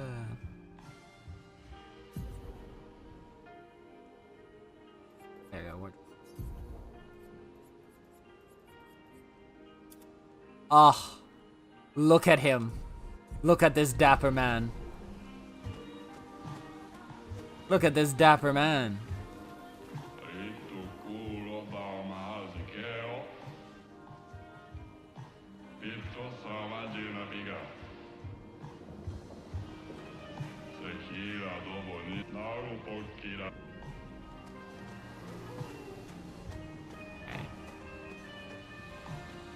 What about you?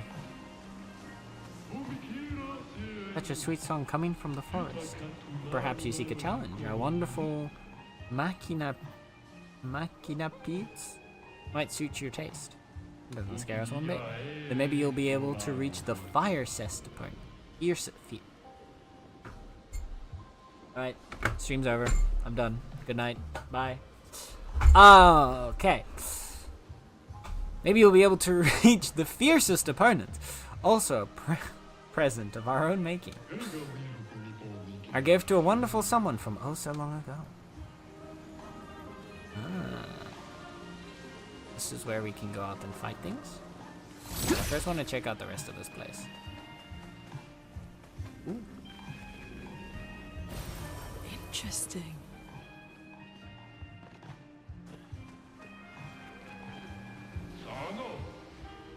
Is it you? What? Is it you? No. How do I fix this catastrophe on my own? All 6 SKs have turned into extremely beautiful bright hues since you arrived. Such devastation. I had to be the one who have to turn them all glum and grumpy. Was it a number of them? I remember SKA teaching Verso something about that way back when.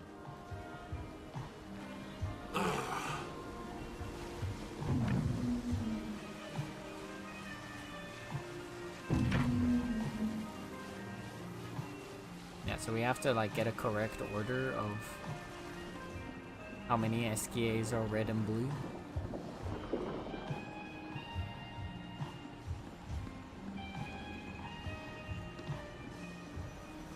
Is it based on the quote he had of the sometimes I am we, sometimes I am woo? He is keeping the diving board for himself. Who's gonna teach him a lesson? If you bother, could you do it? Gestural problems require gestural salute. Ah. Alright.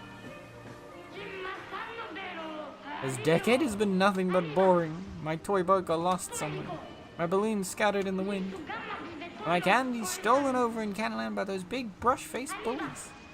Now it's my turn to jump from the diving board, but I won't jump. No. Nothing will make me move. I'll face anyone who wants to have fun. Now it's my turn to have fun.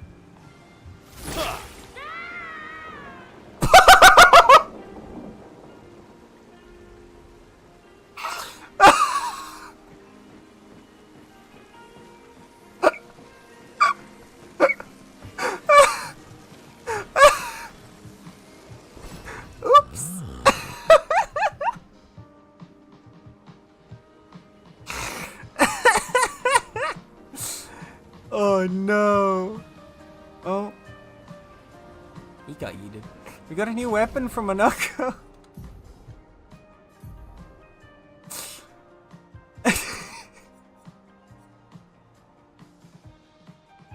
Base attack moves the bestial wheel to heavy mask. Heavy mask gives a shield to all allies. Damage taken reduced by 50% while in heavy mask. I looked away. Did it just yeet? No, I yeeted him when I attacked him. You okay down there, little guy? Hey.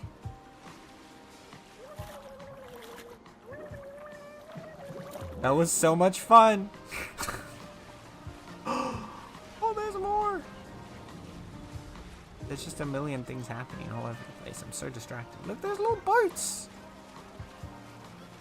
Oops.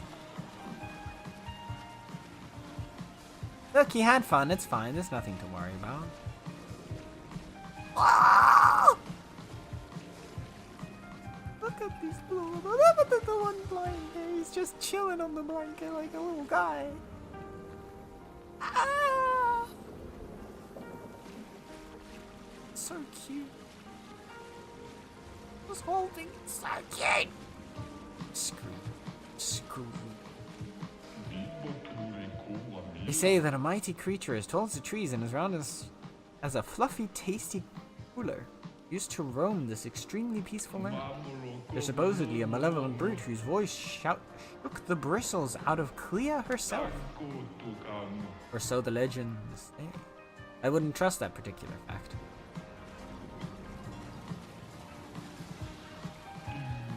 What you looking at? Why do you keep glowing? Got a battle wound earlier, so I'm letting the water heal me. I love this liquid.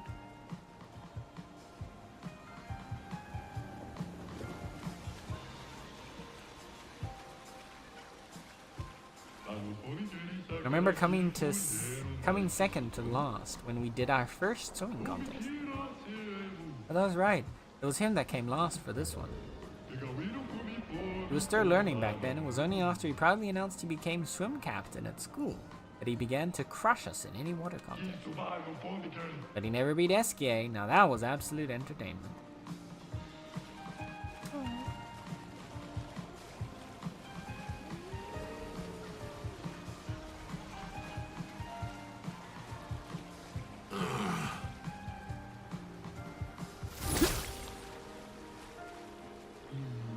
I feel at peace. Could fall and slip at any second.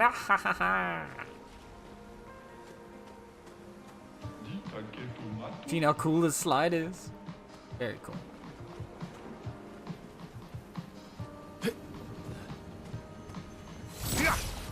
I'll talk to the other one.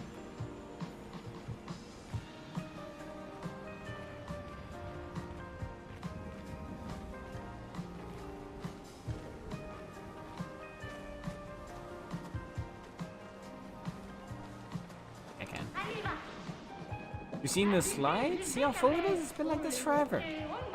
Early on when the pool was finished, I started coming here early in the morning to see if the slide was free. But whenever I got here, these guys were always there first. I started coming here earlier and earlier. I tried to come at night when my old patate was sleeping so I wouldn't get a beating. And lo and behold, what do I find on the slide? You guessed it, those darn brushes. Millennia of waiting, still people on the slide. And what I've realized now is that these guys just, move from the slide ever. You see, while they were having fun, I studied the martial arts. I vowed to punch any bully that would come and ruin the fun for everyone. I swore before my old patate, I'll be a hero. The hero that will show these disgusting dust-filled broom heads. I won't let them get away with this. Oh shit. Oh. Ruh-roh. I tried.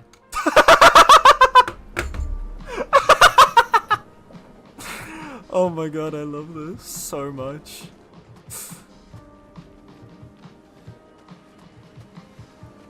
Oh, there's so many of them. Useful. Just keeps going.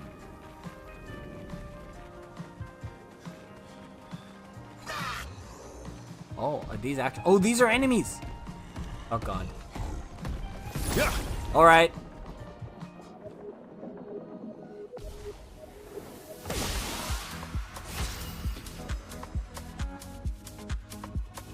Oh shit.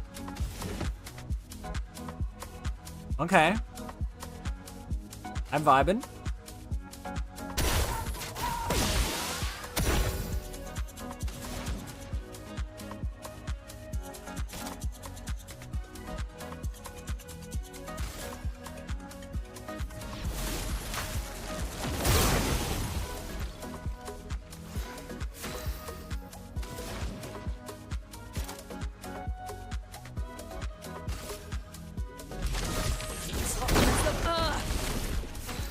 Yeah, we're doing decent damage.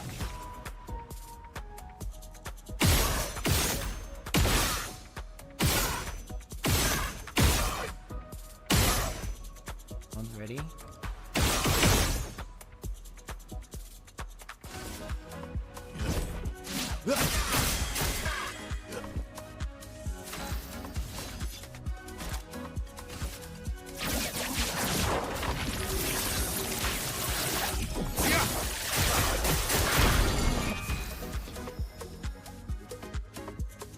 Barba Papa. For each Barba Papa stack, the next instance of damage dealt with a skill or an attack is reduced to 1. Oh.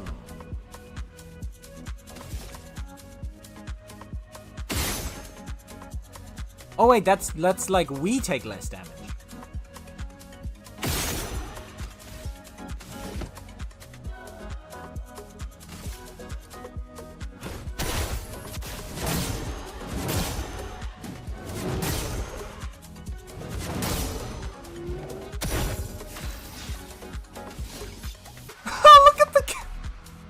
Candy floss on him.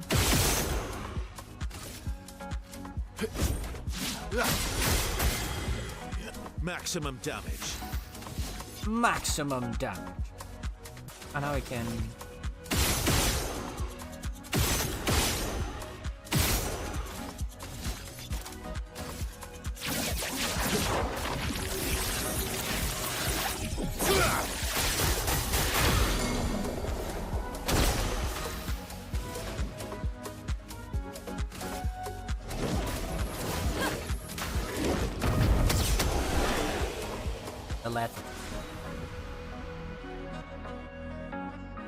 Damage shared level 29. 50% of damage taken is redirected to other allies if possible. Double third. Every third hit of a skill deals double damage. That sounds... Gee, that sounds really good.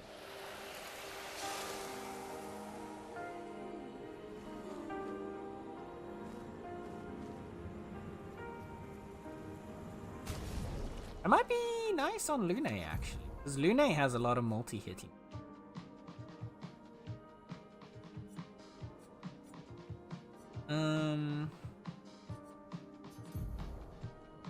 Critical weakness was 25% increased critical chance on weakness. That one's okay. That one's, I'd say, like the least interesting. Speed is high on it, but look at the new thing. We lose speed, but we gain critical rates. So she should still have pretty solid crit chance.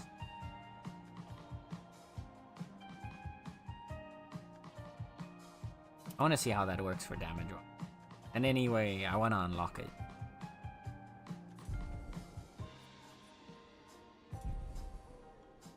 Okay. Hi, old man. Hello, hello. It's going good. How you doing? How you doing?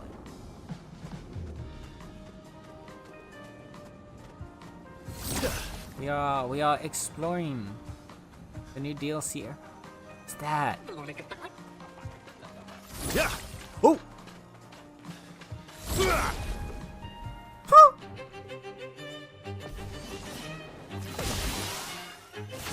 Ooh, these are new guys.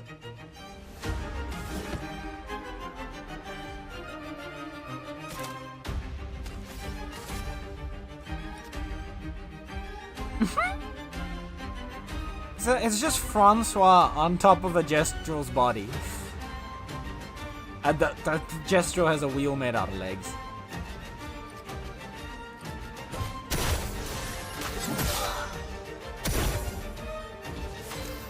Okay.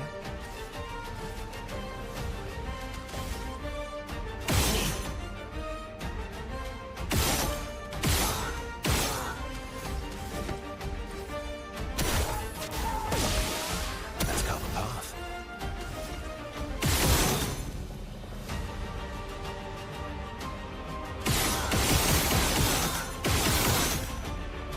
Ooh, this guy's tanky.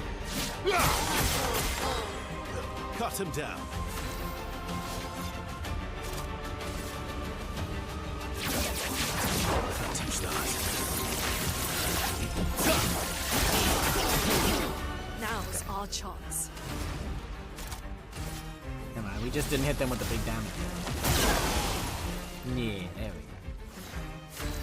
Yeah, we're so much faster than these guys, they can't do anything. Sweet taste. And a smiley paper face, right?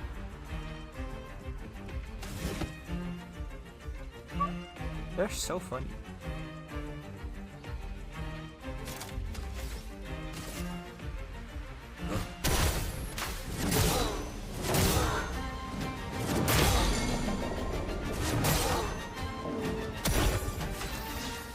Oh no, Bethesda style difficulty scaling, just 10 times the HP pool and double the damage done. I mean, the reason they're so much slower is that I've hyper built this team to be fast. Like, this is just exactly what my team is like. I will get nuked if they hit me, but the HP pool's not actually that bad. I thought they were tanky, but that was because I just forgot that we don't do damage until we start having Lune do her attacks. We actually do quite a decent amount of damage.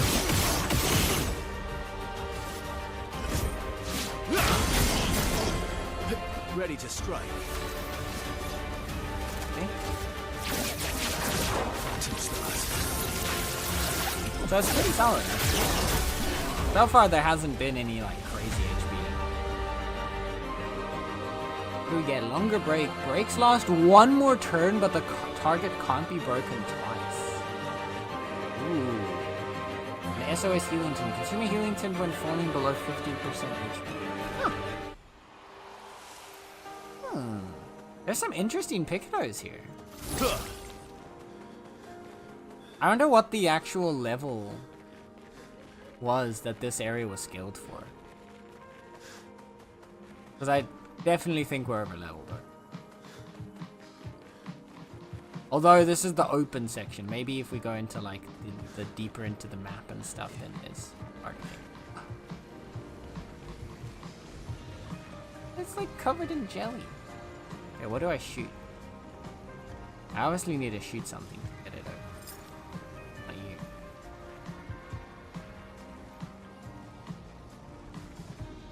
What do I gotta hit?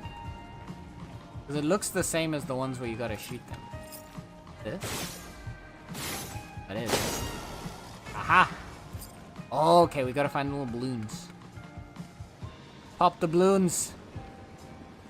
There's one.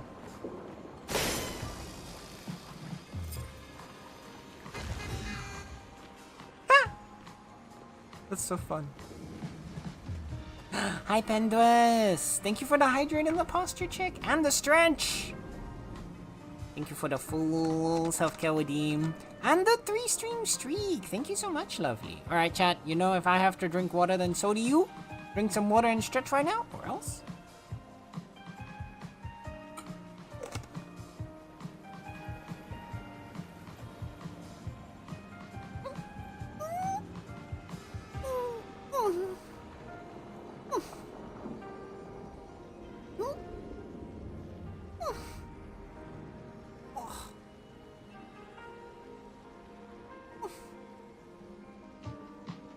There we go. Oh, that was a nice stretch. Thank you. Thank you. Balloons TD6 moment? Yes. Also, I just noticed this flower has SKA's face.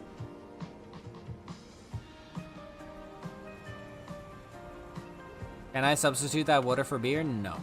No, you cannot.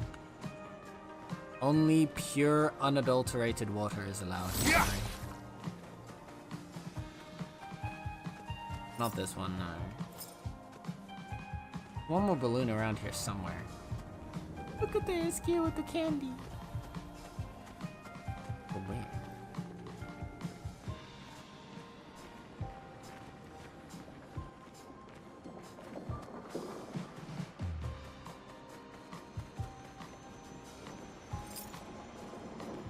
A bunch of SK.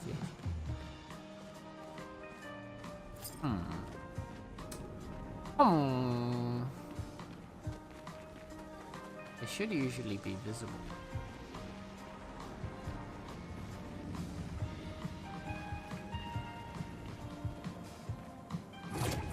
Whoa!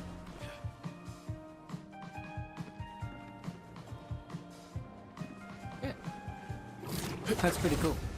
That's actually really cool. I was like, oh look, the hand's pointing at something. Wait, I can press X? I can get zoomed. Where is...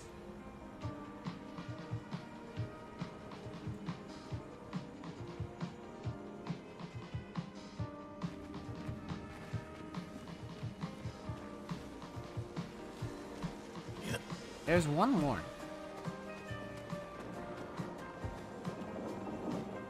There's a balloon around here somewhere. I feel like it is. This one is the only other balloon I see, but... Not. Alright.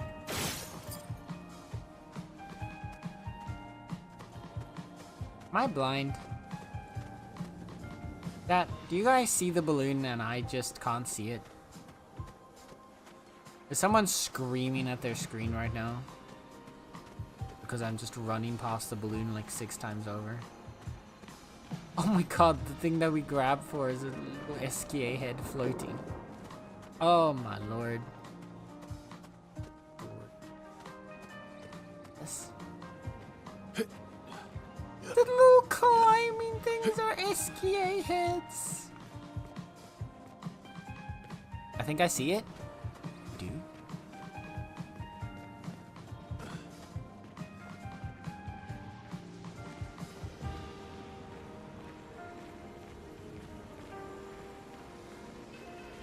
It's right there. Now I know you're fucking with it.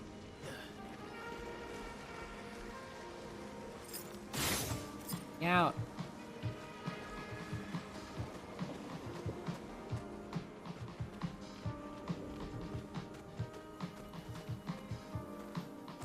I thought it was that guy, but it's not that guy.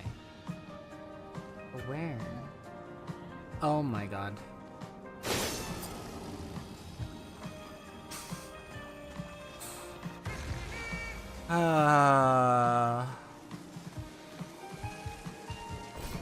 An advantage. Ooh. Skill. What that do? What that though, because Coralim was... Yeah, we guarantee crit chance when we have 4 stains. And crit supply burn, which is the main reason I've got it, is crit supply burn. And the damage stack. So unless Eskium has something insane like that. Using a skill that doesn't consume stains increases damage by 20%, resets on using a skill that consumes stains. Basic attack changes all current stains into dark stains. With 4 active dark stains, any skill can consume them to deal 300 more damage. 300% more damage. So...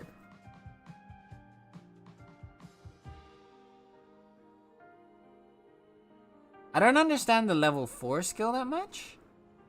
But, like, the use of the level 4 part of it. But basically, we develop things, then we attack.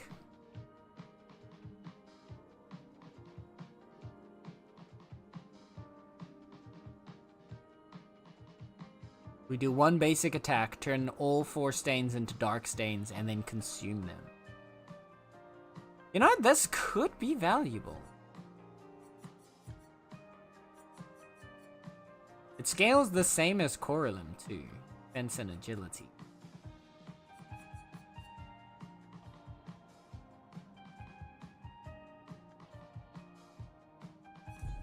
Might be worth giving it a try. I have to level it up first. And we lose the burn, so the 300% has to be better than the burn, and I don't think it will. What's in the cave? The candy cave. There's an alarming amount of sweets here. What's wrong with that? I agree, Verso. What is wrong with that, Mael? You got a problem with this? You got a problem with the candy cave? Because I think I found my new home. This is where I belong, chat. In the candy cave. Oh, that's bright.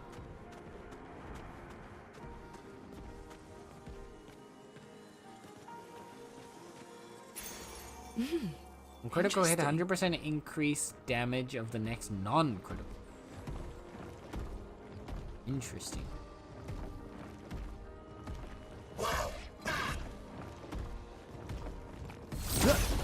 Bam.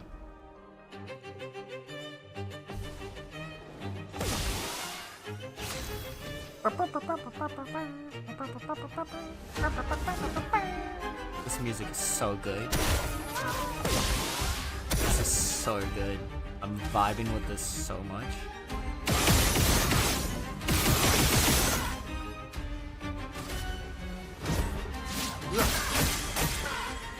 Smack.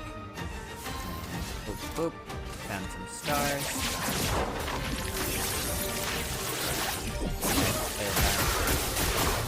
So much potential. A TK Gaff! Have you gotten to Eskie's enemy? No.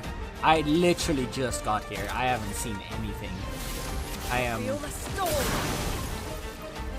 A storm is coming. very much just experiencing it right now for the first time, so I have no idea what this place has.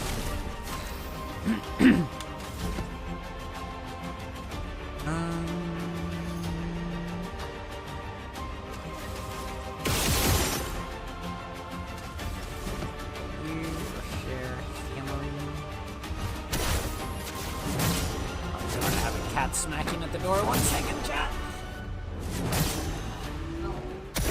Let's carve a path.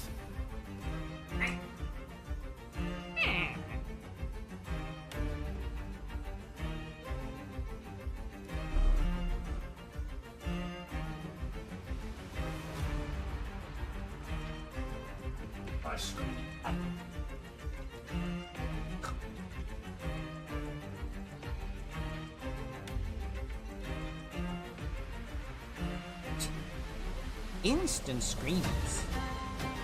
There we go.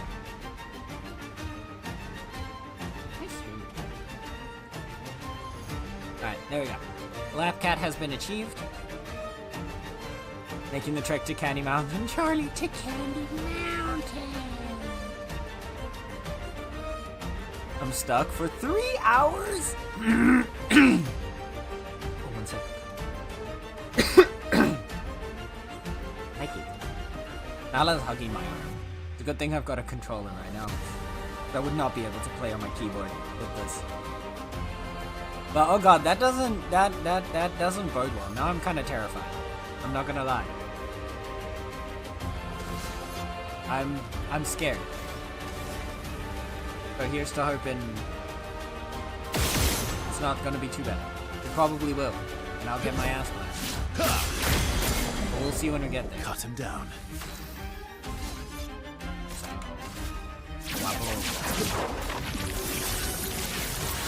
Slap cat. We need a piece of Leo Pleurodon, Charlie. The magical Leo Pleurodon. I trust Lune's elemental genesis to carry me through this way. Are we lurking? Have fun. Thank you. Appreciate it. Let me know when I get to the nightmare that is. Oh dear. That is the enemy you are currently facing. I'll probably find out when I see him, but oh, you'll see it coming? I thought so. Yes, no. Nala, can you learn to just lie down? Instead of constantly stippy step.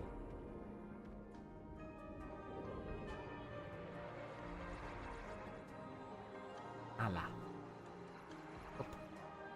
Stop. You'll see it coming out. Oh yeah, no, please don't. Yeah, thank you. We'll see him soon enough, probably. I'll just wait till you get there. Appreciate it. I am terrified. Did we level up? Verso. I love my glass cannon team. Look at that beautiful glass cannon team. I mean, Mael has defense, but that's just because her weapon scales off.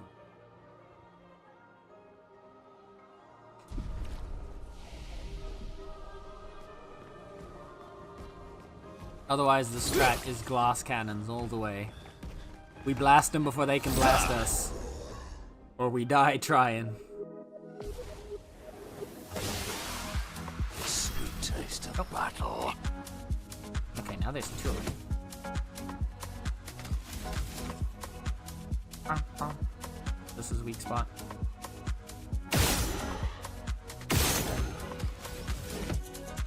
There.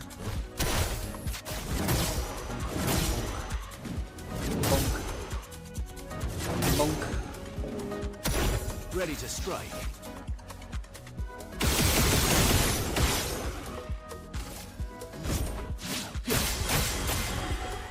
Cut him down.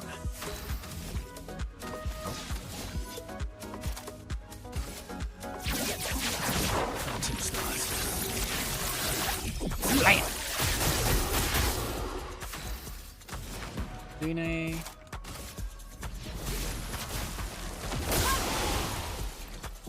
Let the ink Nami. flow. Terra. The toughness of earth. What lovely feet. Lovely feet.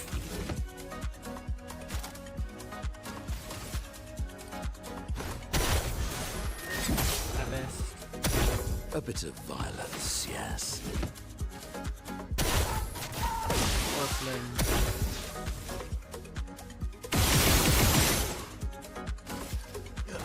Smack, smack. Ready to strike.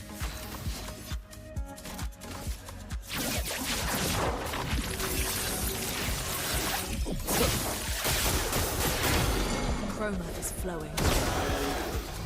Oh shit, he killed one.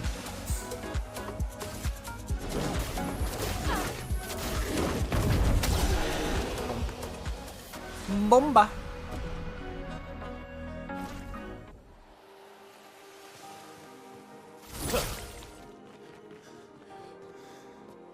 Oh.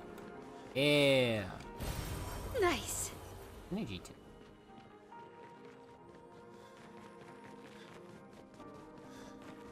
Okay. Oh. This place is so fun.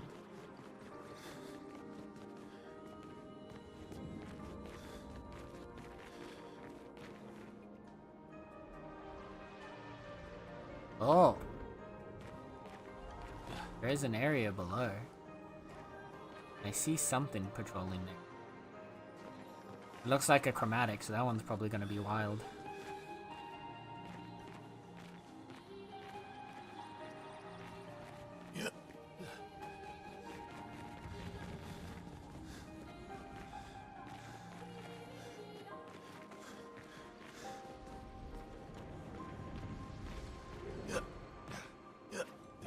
Man, seeing that a classic style JRPG made in France won Game of the Year makes me hope that Sony will take Legend of Dragoon out of the vault. Just some battle reworks and a good old upscale I needed. I don't think I know that one. What the heck? Oh god.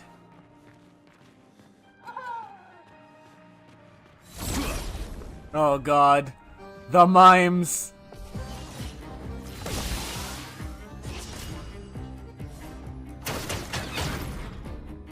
Sweet is the battle.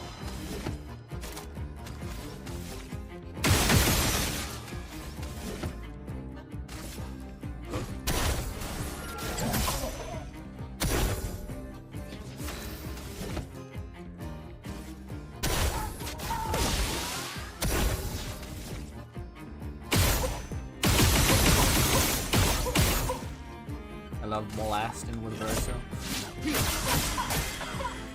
Cut him down.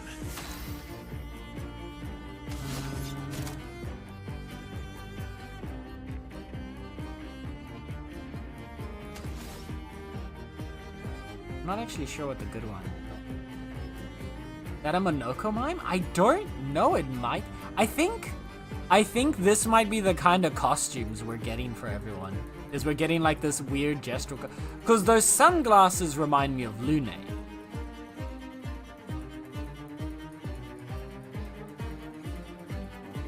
But then the red hair makes me think like Mael. I don't know who this might be. This is an everyone one. I don't know. It might be Monoko though. That would be really sick.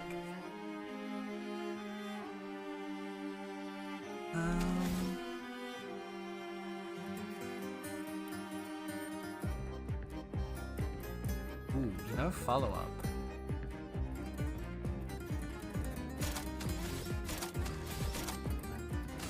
Okay, do that.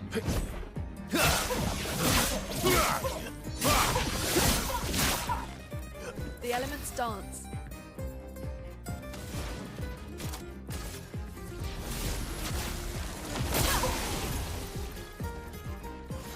We have so many turns.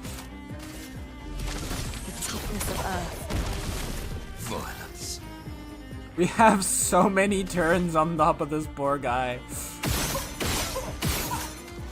I don't think he's gonna get to do anything. I don't think they were intending for a level 80, sorry, a level 90 team to rock up here.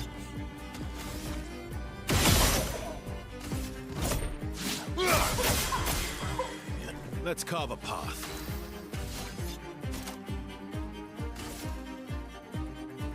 Actually, not Phantom Stars, it's follow-up. We only need 2 AP.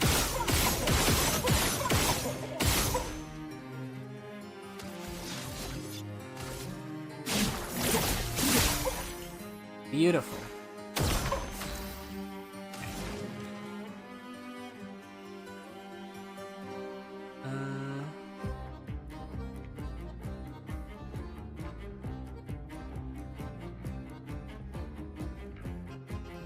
Trying to think what do we hit them with the mayhem?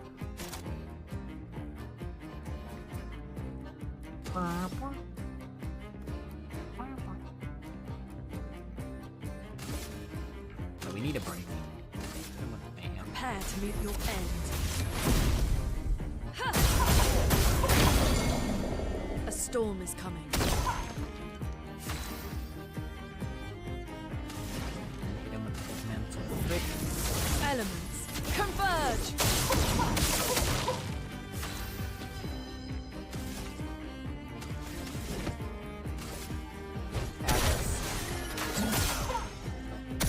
We're smacking this guy. Yes. Show him who's bad. Let's carve a path. This is for all the times these clowns have bullied me. Now I get to bully them.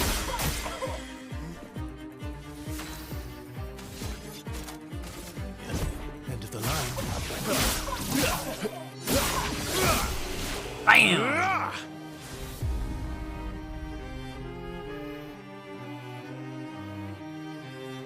We did it, we did it.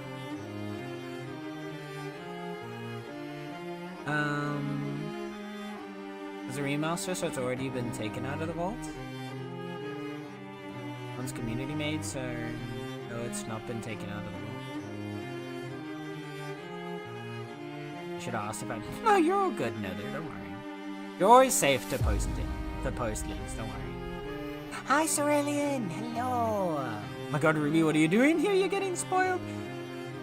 Yeah. It's okay. It's just the DLC. I don't mind too much. There is a little bit of like, oh, it is Monoko's. You were right, Ruby. Baguettaro. What are you doing?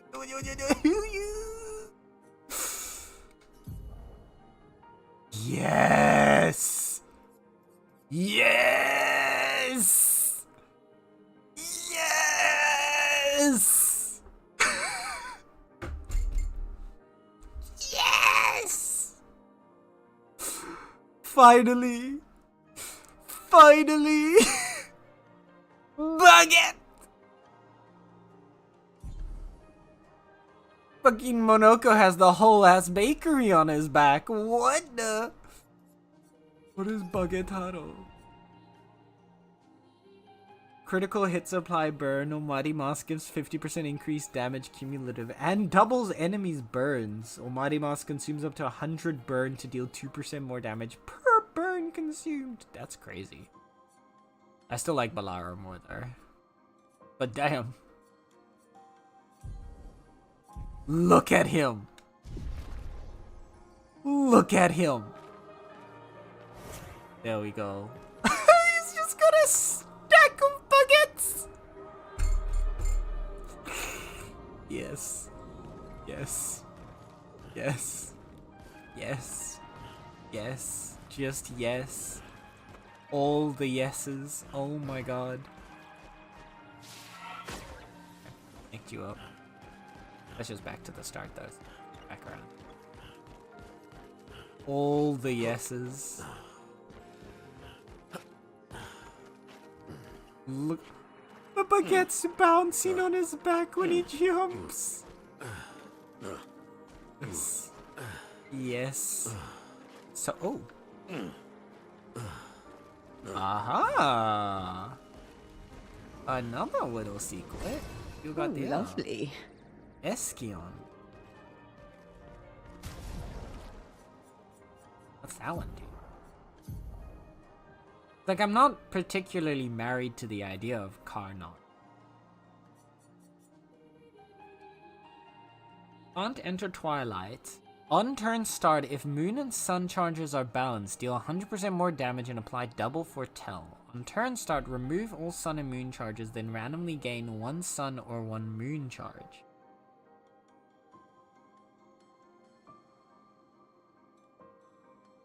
Base attack adds 1 Sun charge. Upon using a tint, add 1 Moon. Huh?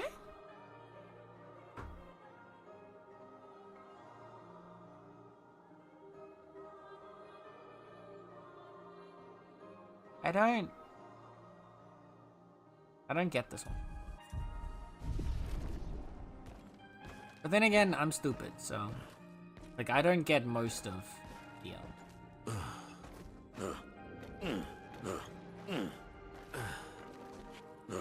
Like, I know CL is good, I just don't know how to use her properly.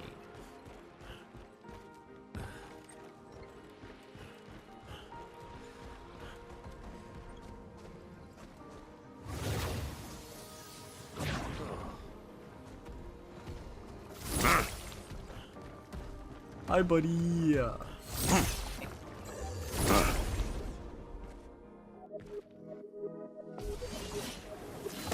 Baguette. Hit him with the baguette.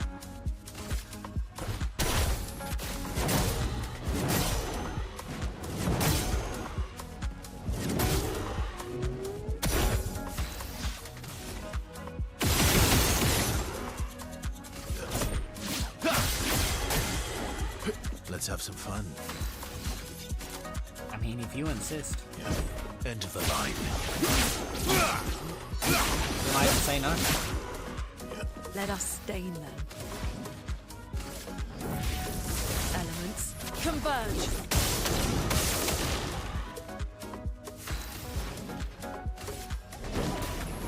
Ah, look at this queen. Your reckoning.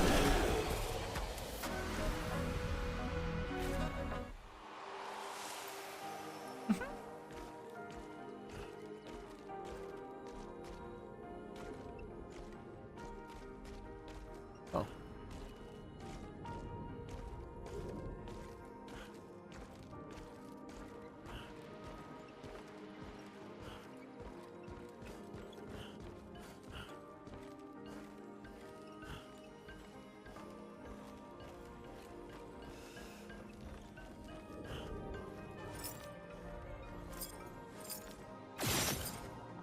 Suddenly thought, you know, these glass jars, they're sporadic. What if you're supposed to break them?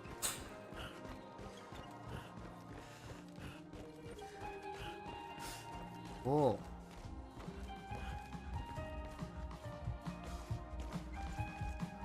There's gotta be something that connects us back to where that, like, dramatic and... Definitely found something here.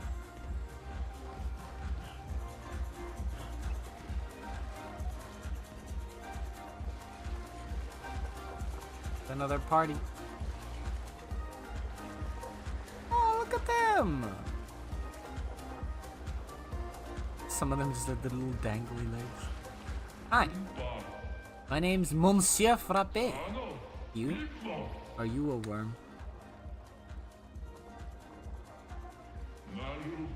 Worm hears you. Good. Offer you a challenge. If you counter my attacks, you win. Only if you manage to do it 3 times in a row, otherwise that would be far too simple. What's the reward? I will hold you to an average level of respect. Sure, why not? Your turn to shine. What is that?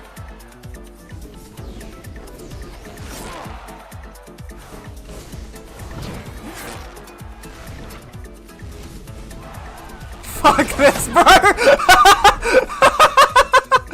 Nah! What is this?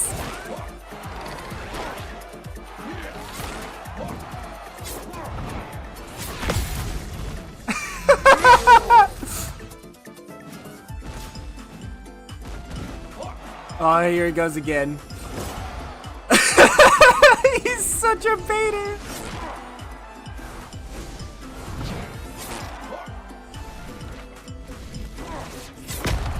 Aww.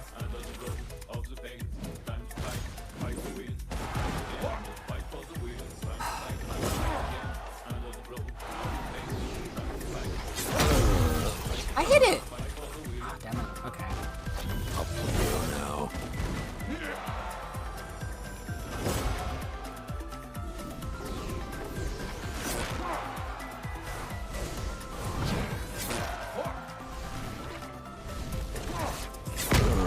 Dang it! Ah!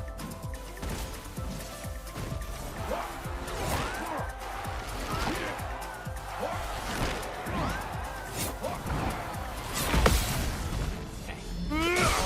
That's one.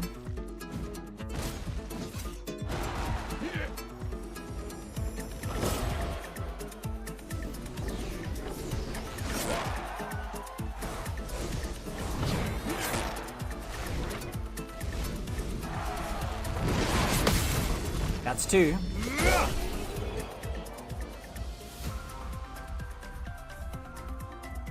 Oh. Oh, did I get 3 in a row? I thought I only had 2. Impressive, you could see through my blows. You're pretty good. Ooh, faint. Start each turn with 4 Brapapa stacks. Every 5th hit with a skill does something.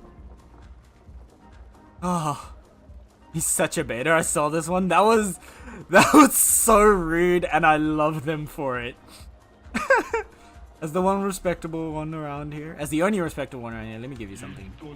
Now, let your legend come to life. That was beautiful. That was so dumb and I love it. Throwing a lot of candy here. I can trade ride tickets against candy. I'm too tall to enter the ride, but seeing others have fun brings me just as much joy. Aww. I will dance here forever. This is so fun. Dancing is a great way of expressing yourself. You should try. Can't wait to ride again. I'm taking the next spot. How many times have you done it already? I stopped counting after 3 million. Oh.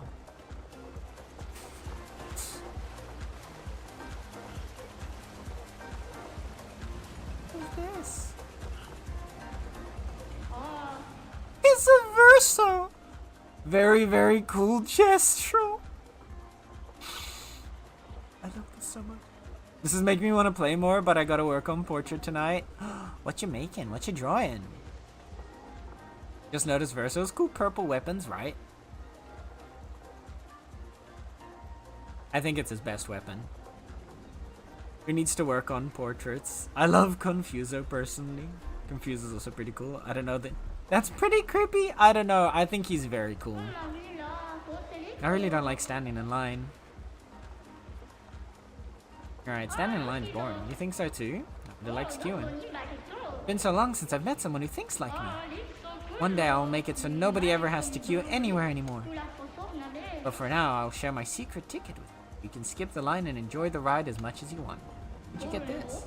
I was born with it, I think. I don't really remember.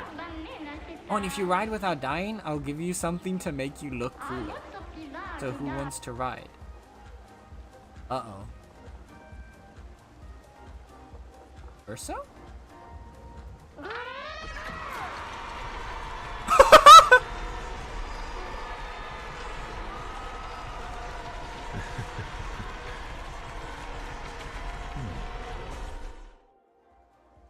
Wave of nostalgia engulfs Earth. For a ride he never truly rode. Cool gesture offers you a reward for your bravery.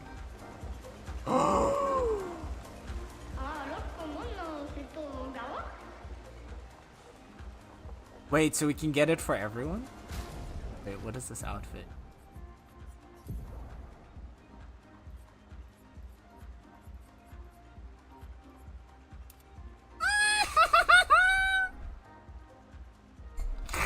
He's beautiful. All right, everyone's getting this. Can I get it on everyone?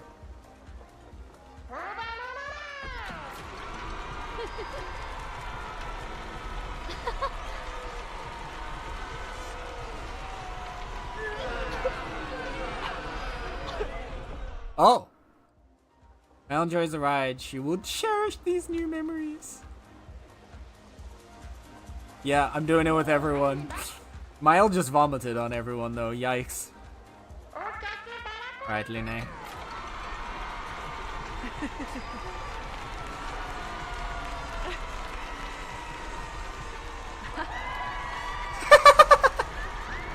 That's so cute.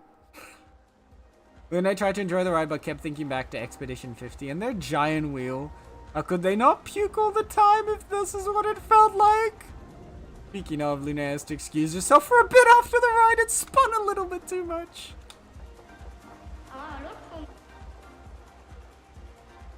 Beautiful.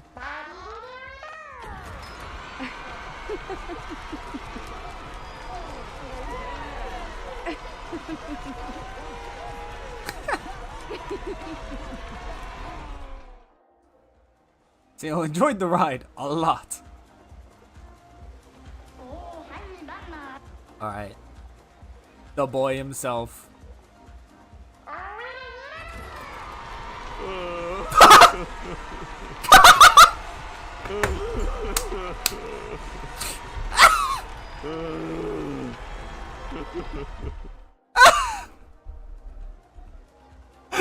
Monoko enjoys the ride greatly. He thinks that he should bring Noko here. Aww. You're all invited to my birthday then. Here, have some cake. A piece of cake? got a piece of cake. Alright, first of all, yes. Wait, why am I going out? I can.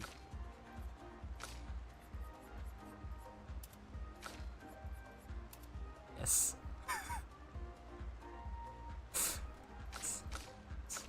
Yes. Yes. Yes. So much yes. Hey, what do I do with the piece of cake?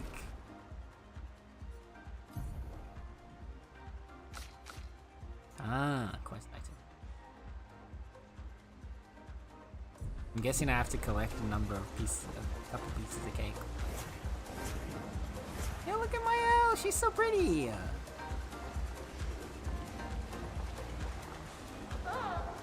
Wanna have fun forever with my friends. And you can. Any interaction, everybody. You can get a ticket for the ride. The queue's too long, it'll take forever. Back here. Aha! Nice. Billington shard. The fact that they're giving me these has me slightly worried. Wait, there was candy in the back of that. He's just got lollipops and then he's put... Beautiful.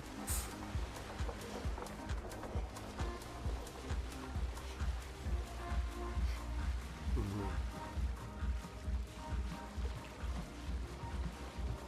This is... Oh no, wait, we're back outside. Okay, wait, so... Then there's... Because I saw the chromatic enemy earlier. But there's a path somewhere that I haven't found. Ah. There it is. There you are. Okay.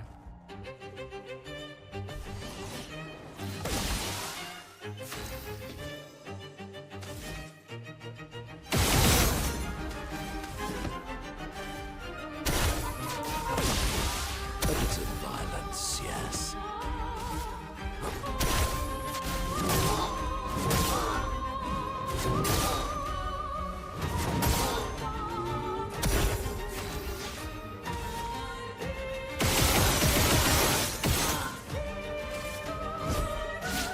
Oh shit, I still have TRT. Cut him down.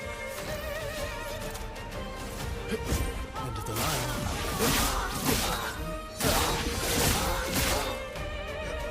Alright. Feel the storm. Let the ink flow. This song is epic. Toughness of earth. Your turn to shine. Oh! Okay, that was faster than I expected.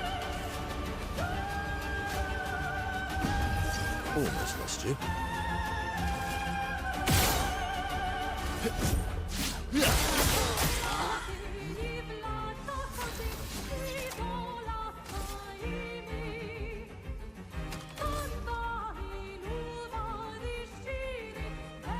Can break.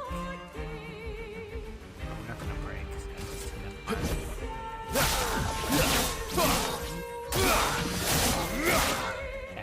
Violence.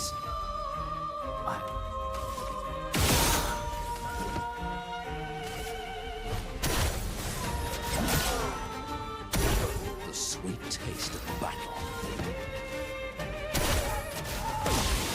A storm is coming.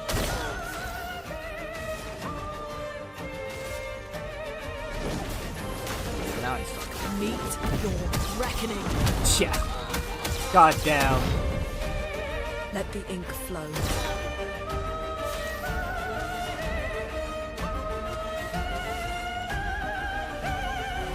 Aw, I just barely don't have enough star breaks. Elements converge.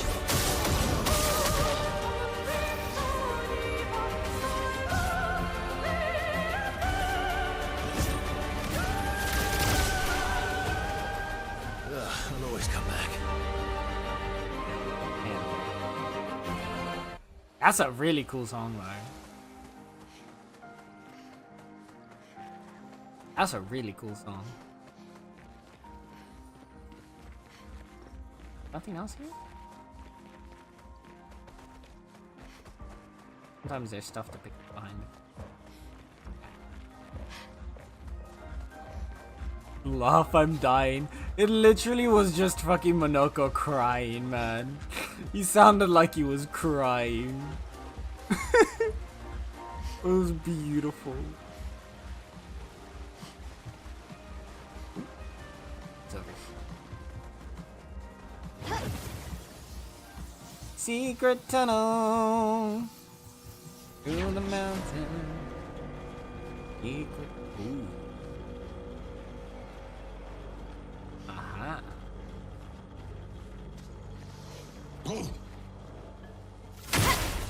All right. Oh, we get to go again. So much power. Oh, wait.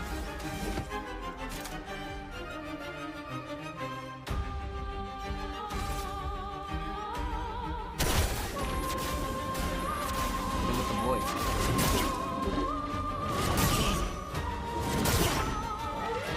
Limited violence, yes. That was pretty solid. Don't have anything. Let's carve a path.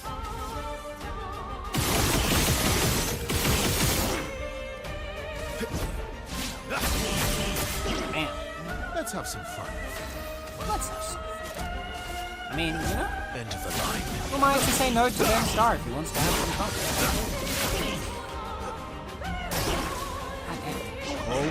Oh! Oh! I still got it, baby! I still got it!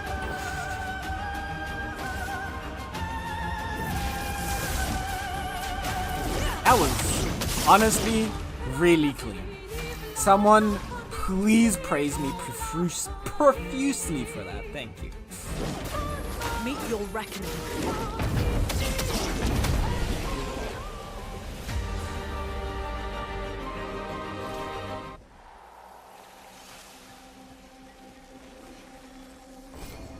Nice. What did we get? What did we get? What did we get?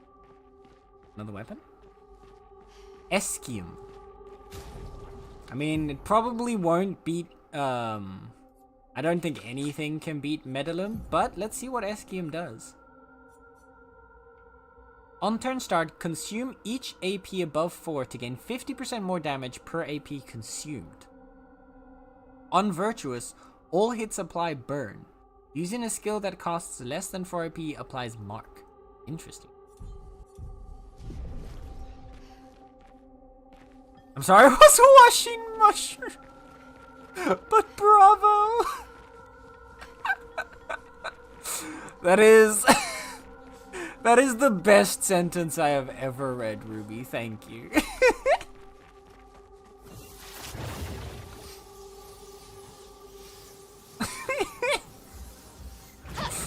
That's gonna be my new go-to apology. I'm sorry, I was washing mushrooms.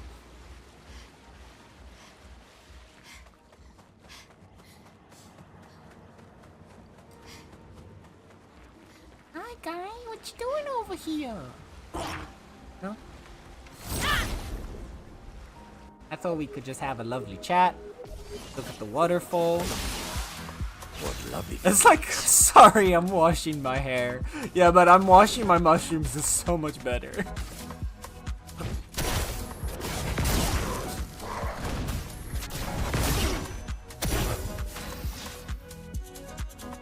Next level.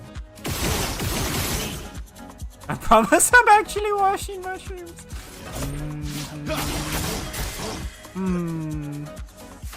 Do we believe it, chat? I don't know.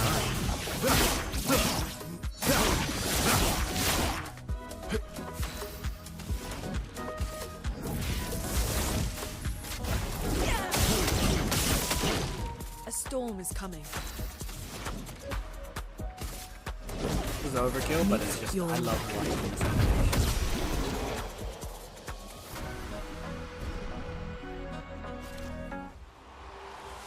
Just watching Lunar fly around. Ooh, what you got for me, little guy? Well, that will help. Thank you. Oh, look at all the little otters. They're so cute. They're so cute. They're just chilling. They're all just chilling here. Living their best lives. Being little guys. Oh, what? I can go up here?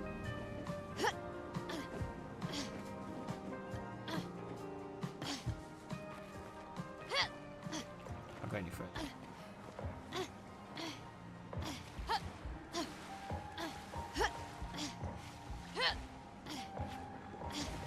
No. But maybe we could get on top of the rocks or something. Proof in Discord! Thank you for giving me your proof of mushrooms. Proof of shrooms. Huh?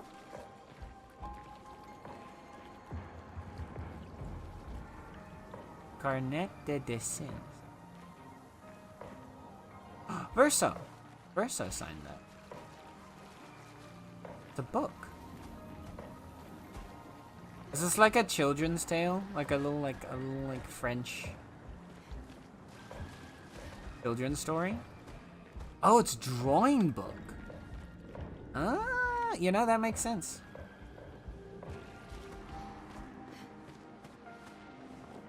Oh, and his little music. Verso. This is little music book. Translator here, thank you, Sir Elian. I'ma need that. I do not speak French. I do not read French either. These are toys. A toy box. The V. This is so...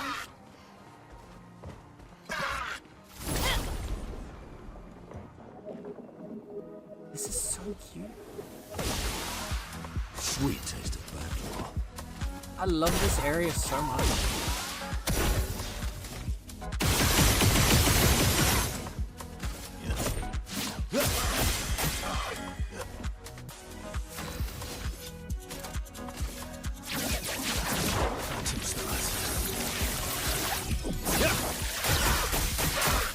Overflowing with energy.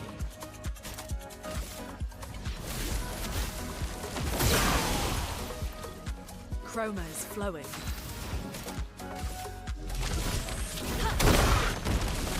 Time to bleed.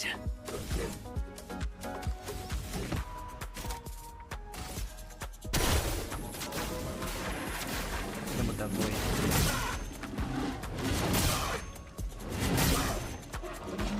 Ready to strike.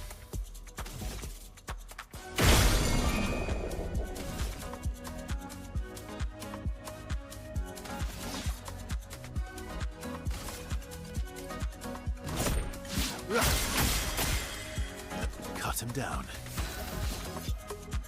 Did I just use up all my... That's weird. Is it because I...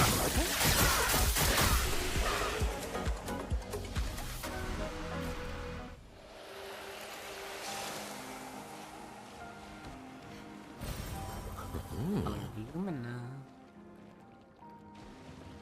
Lumina. I want to... Sort of scared of like missing the tiniest little...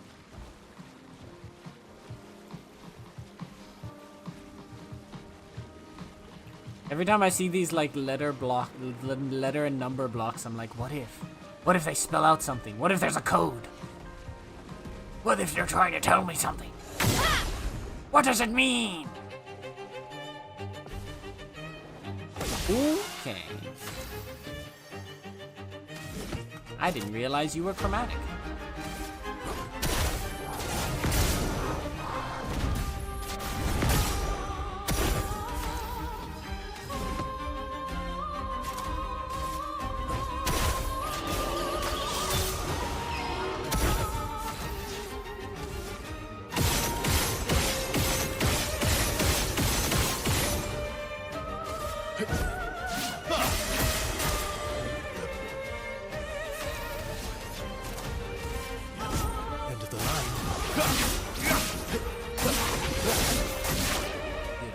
Now was our chance.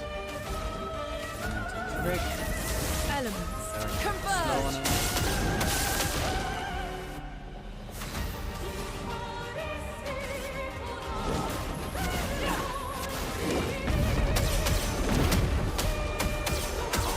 Lune is such a newcomer.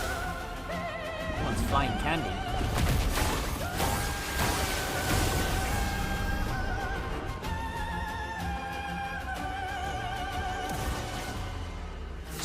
Taste of battle.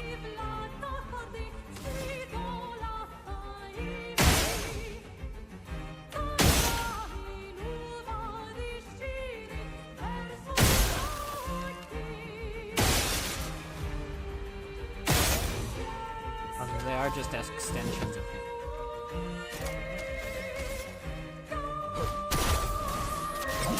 I thought it might like have its own effect or something. Demon,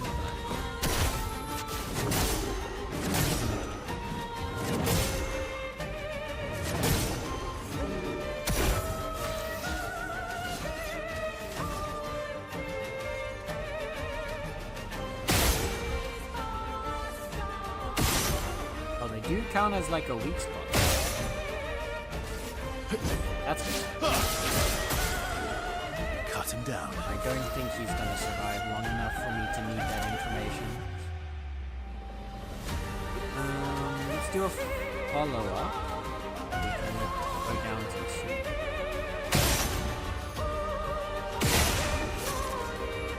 Oh, they do break after a while. Okay.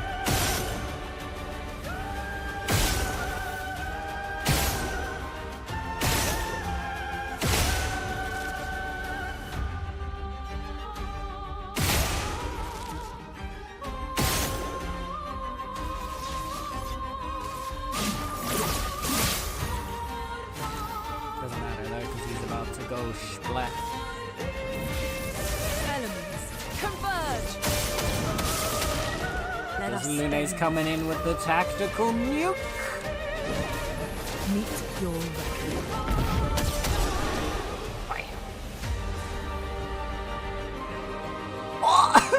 You got a candy weapon. Suketo. Oh.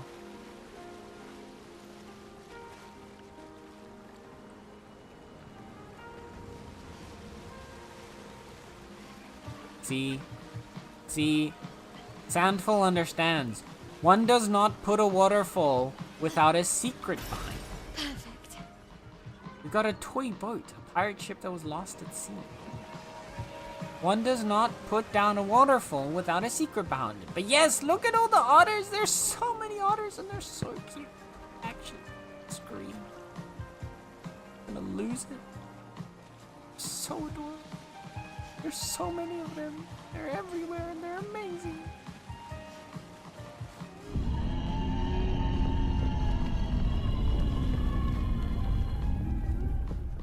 Oh. What was that? My Archist of Nemesis. Uh-oh. You mean Francois? It's not Francois.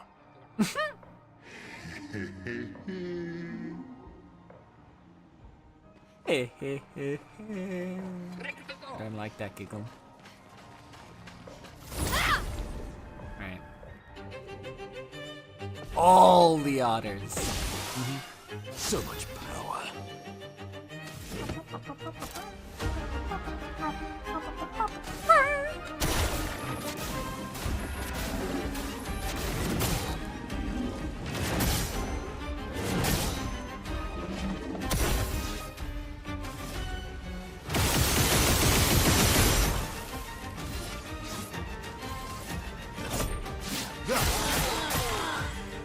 My turn.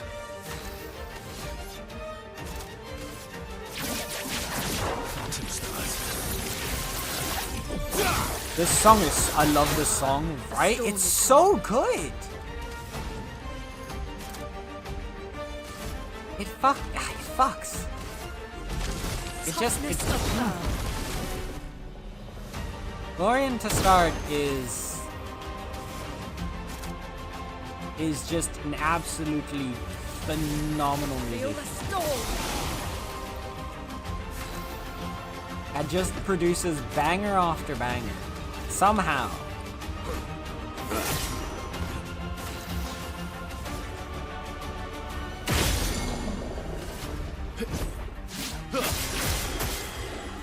My turn. Fountain stars. Beautiful. Oh. I can't wait till we get to the boss of this area. This song's gonna go so hard. I'm sorry.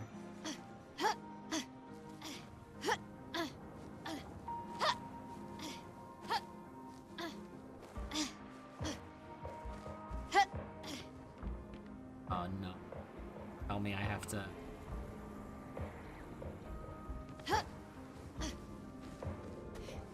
Please tell me this isn't a whole platforming sequence. It is. Ah, dear.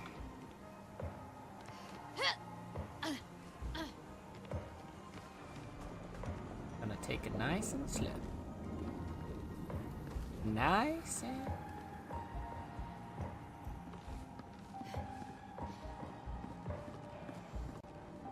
Aww. This is all so cute.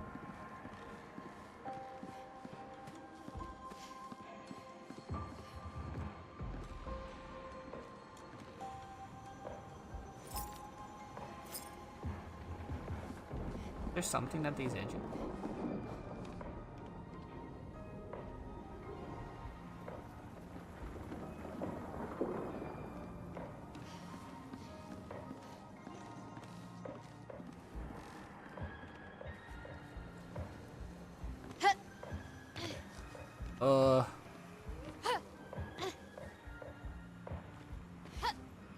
No! No! No! There's something at the end there. Alright. We locking in. Lock in, chat. This is gonna be the longest part of the stream.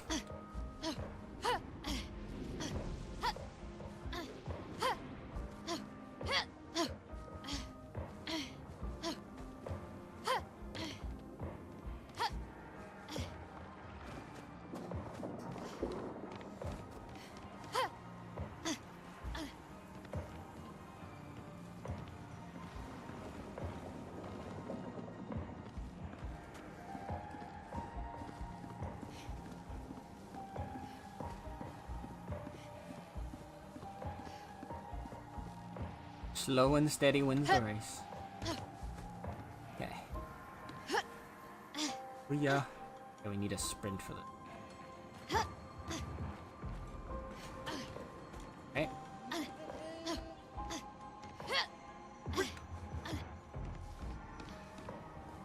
Make it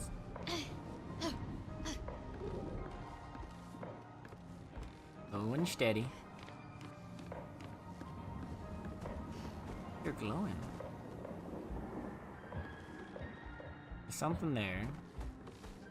Or anything this way. There's more path.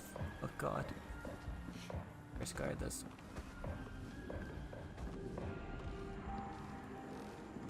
Take it nice and slow.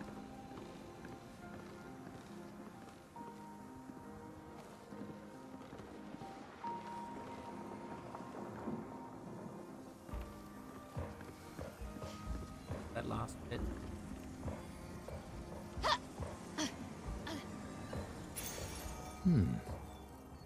On turn start, consume 3 gradient charge if able to deal 200% more damage this. No! Okay. But we made the first bit, now we gotta do it again.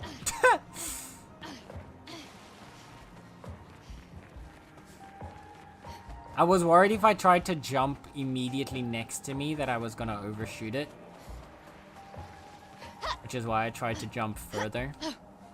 But all that ended up doing was throwing me down again.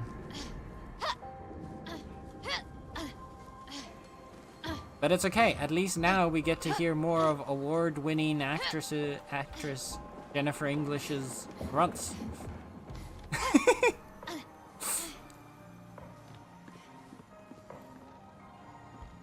See, this is what wins you awards, chat.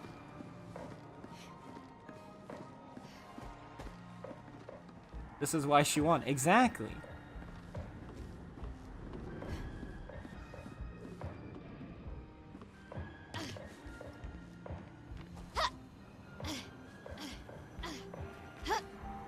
What? Ooh.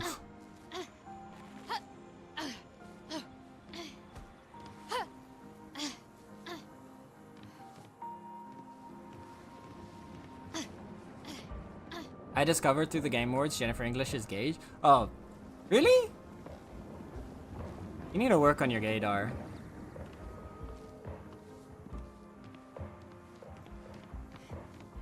She gives off, like, I didn't know I didn't know, but I knew. Does that make sense? She gives off very much not straight energy. She's got them queer gremlin vibes.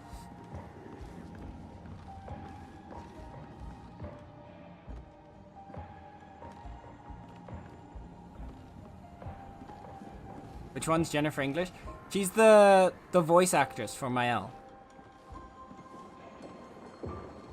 She won the I was too invested in the fact she's a crazy good, yeah.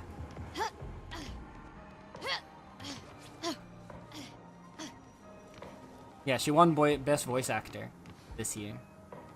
Thank you. Sorry, I lost my train of thought for a second there. But yes, she won best voice actor. Or I guess best voice actress.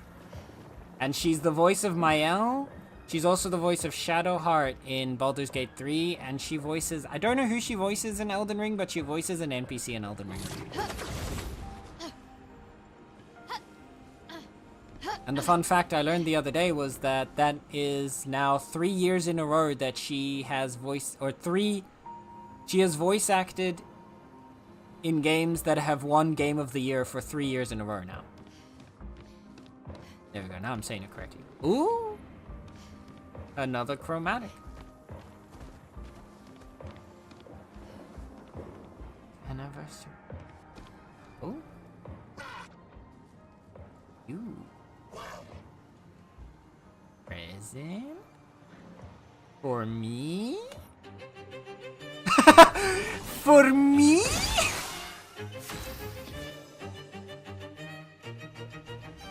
Carlotta Montelli from Withering Waves. Oh, there you go. Latenna and Elden Ring. She has... Oh, she's so good, man. Her voice is so good. It's also, like, instantly recognizable.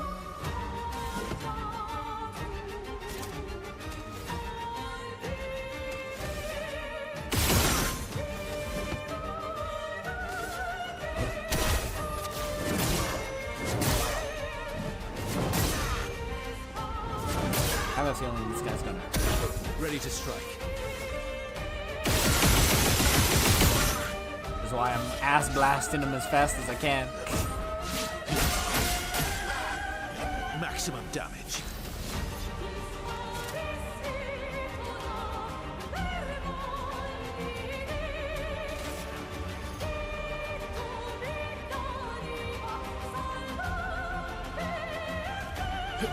End of the line. Solid.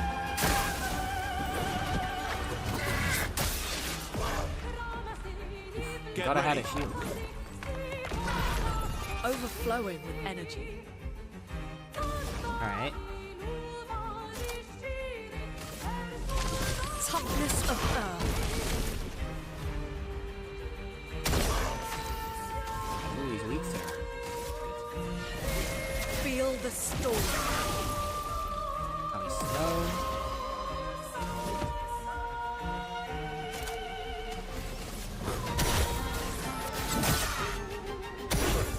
Okay, yeah, so Barapa is debuffed. And I thought as much, but now we at least confirmed it.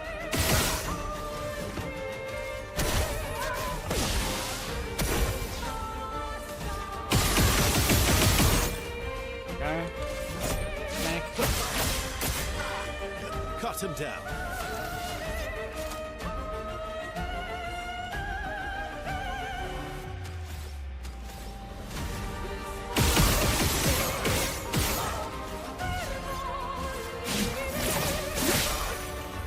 Sweet taste of battle.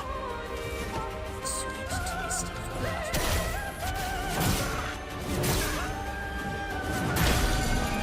Broken. He is broken. And now...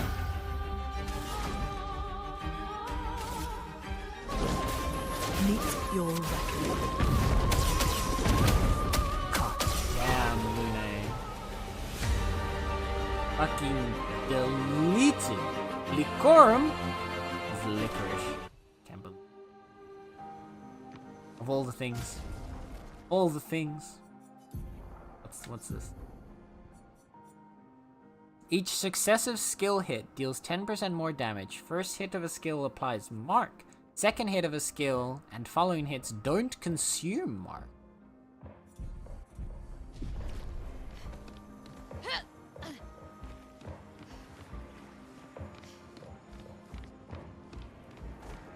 Oh, look at the teddy.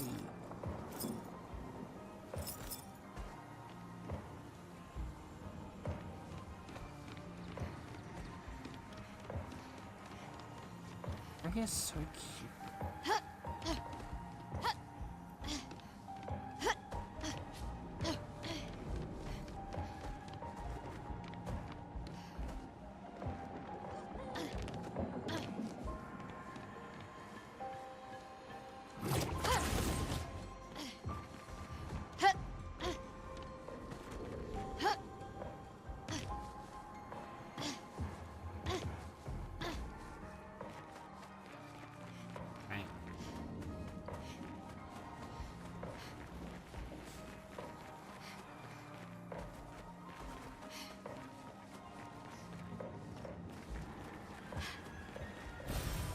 Nice.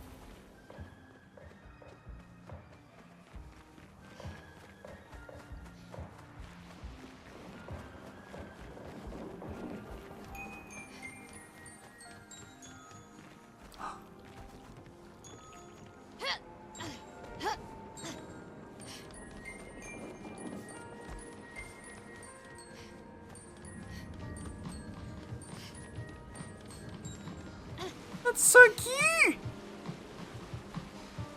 Oh my god! Good stuff. Let me play you the song of my people, chat.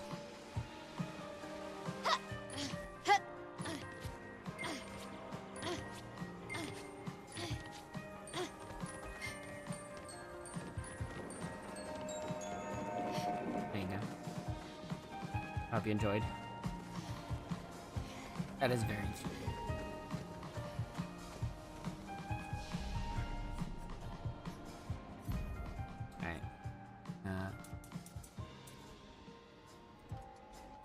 Lune.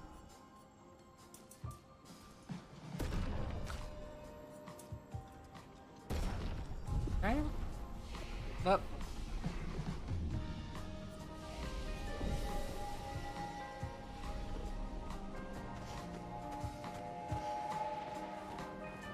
I'm guessing this opens.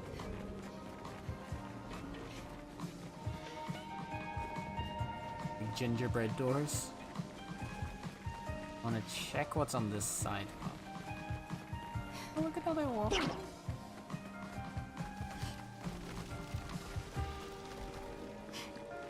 Oh, we've been to this section? I think I have.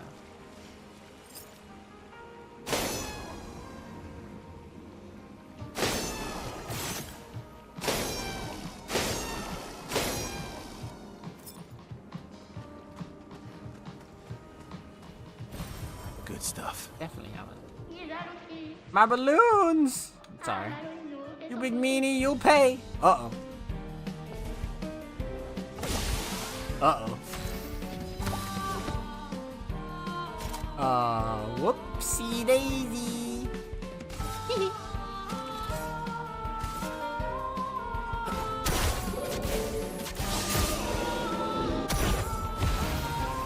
Oh no.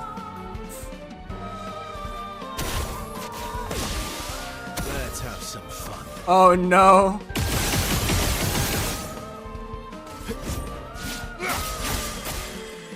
Oh no. Oh, chat. Chat, I fucked up.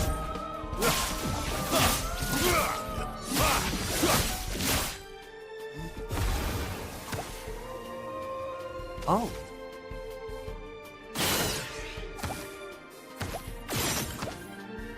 Oh god.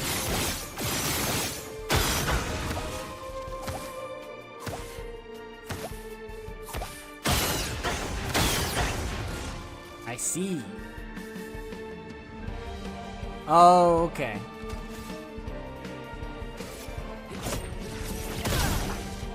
Chroma is flowing.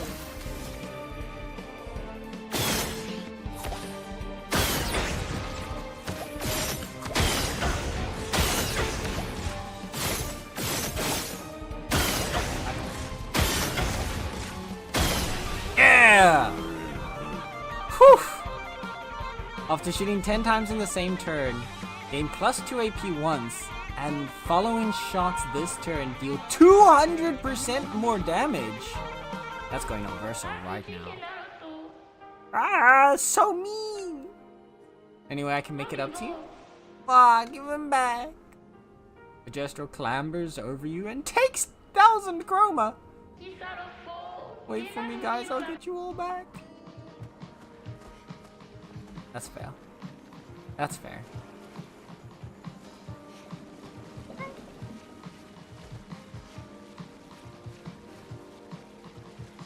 Guys having fun over here? Cool thing we can do with balloons? Shoot 'em. The big pop sound they make is funny. Wanna have a go at the seesaw? Looks fun. The seesaws accept your challenge.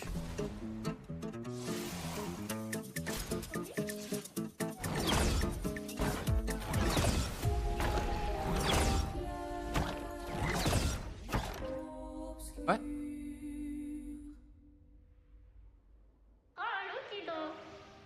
Clearly you have an issue in the skill. Come back when you're truly ready to face. Okay.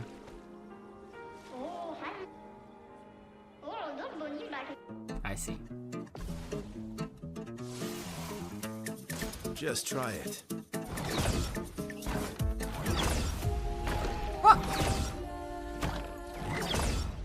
Do I have to only jump when it like gets all the way, when it starts pushing me up? Yeah, I'm jumping too early. Okay.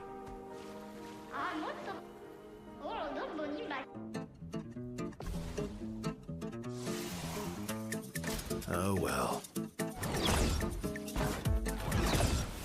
What? Am I still jumping too early?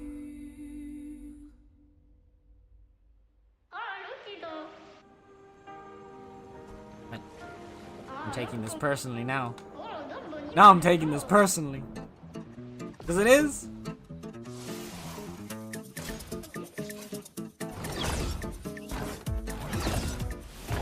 God damn it! Now it was too slow.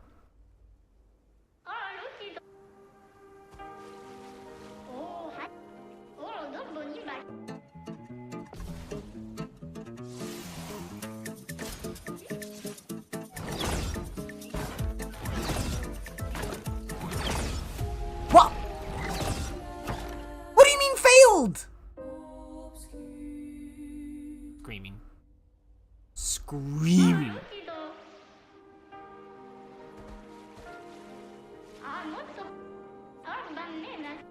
Truly the hardest part of this entire DLC.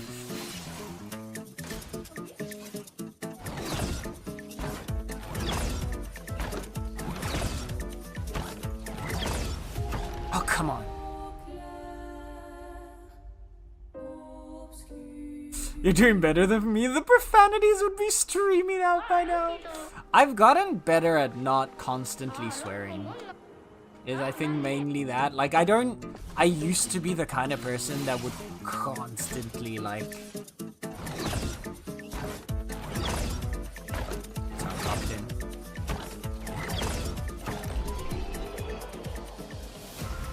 Yeah! You did it. You faced the seesaw head on and won. Congratulations. Counter deal 100% more damage for each successive jump counter this turn. We did it. Yeah, I think I've gotten better over time at not, like, cussing so much. Because I used to swear a lot, like a sailor when I get mad.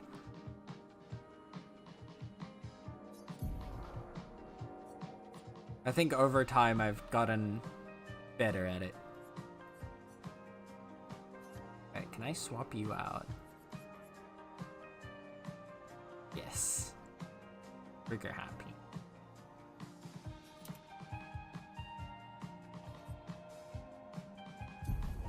Luminas will get first. Oh, back in there.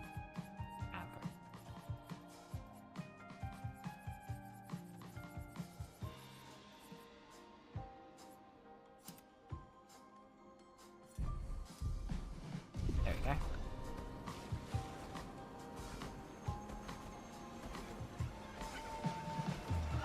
What? I just noticed we're sprinting like Iskie!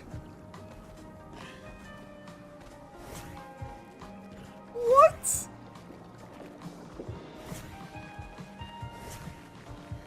It's just...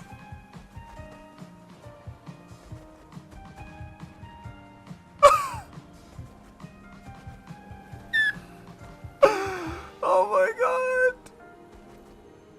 Oh my god!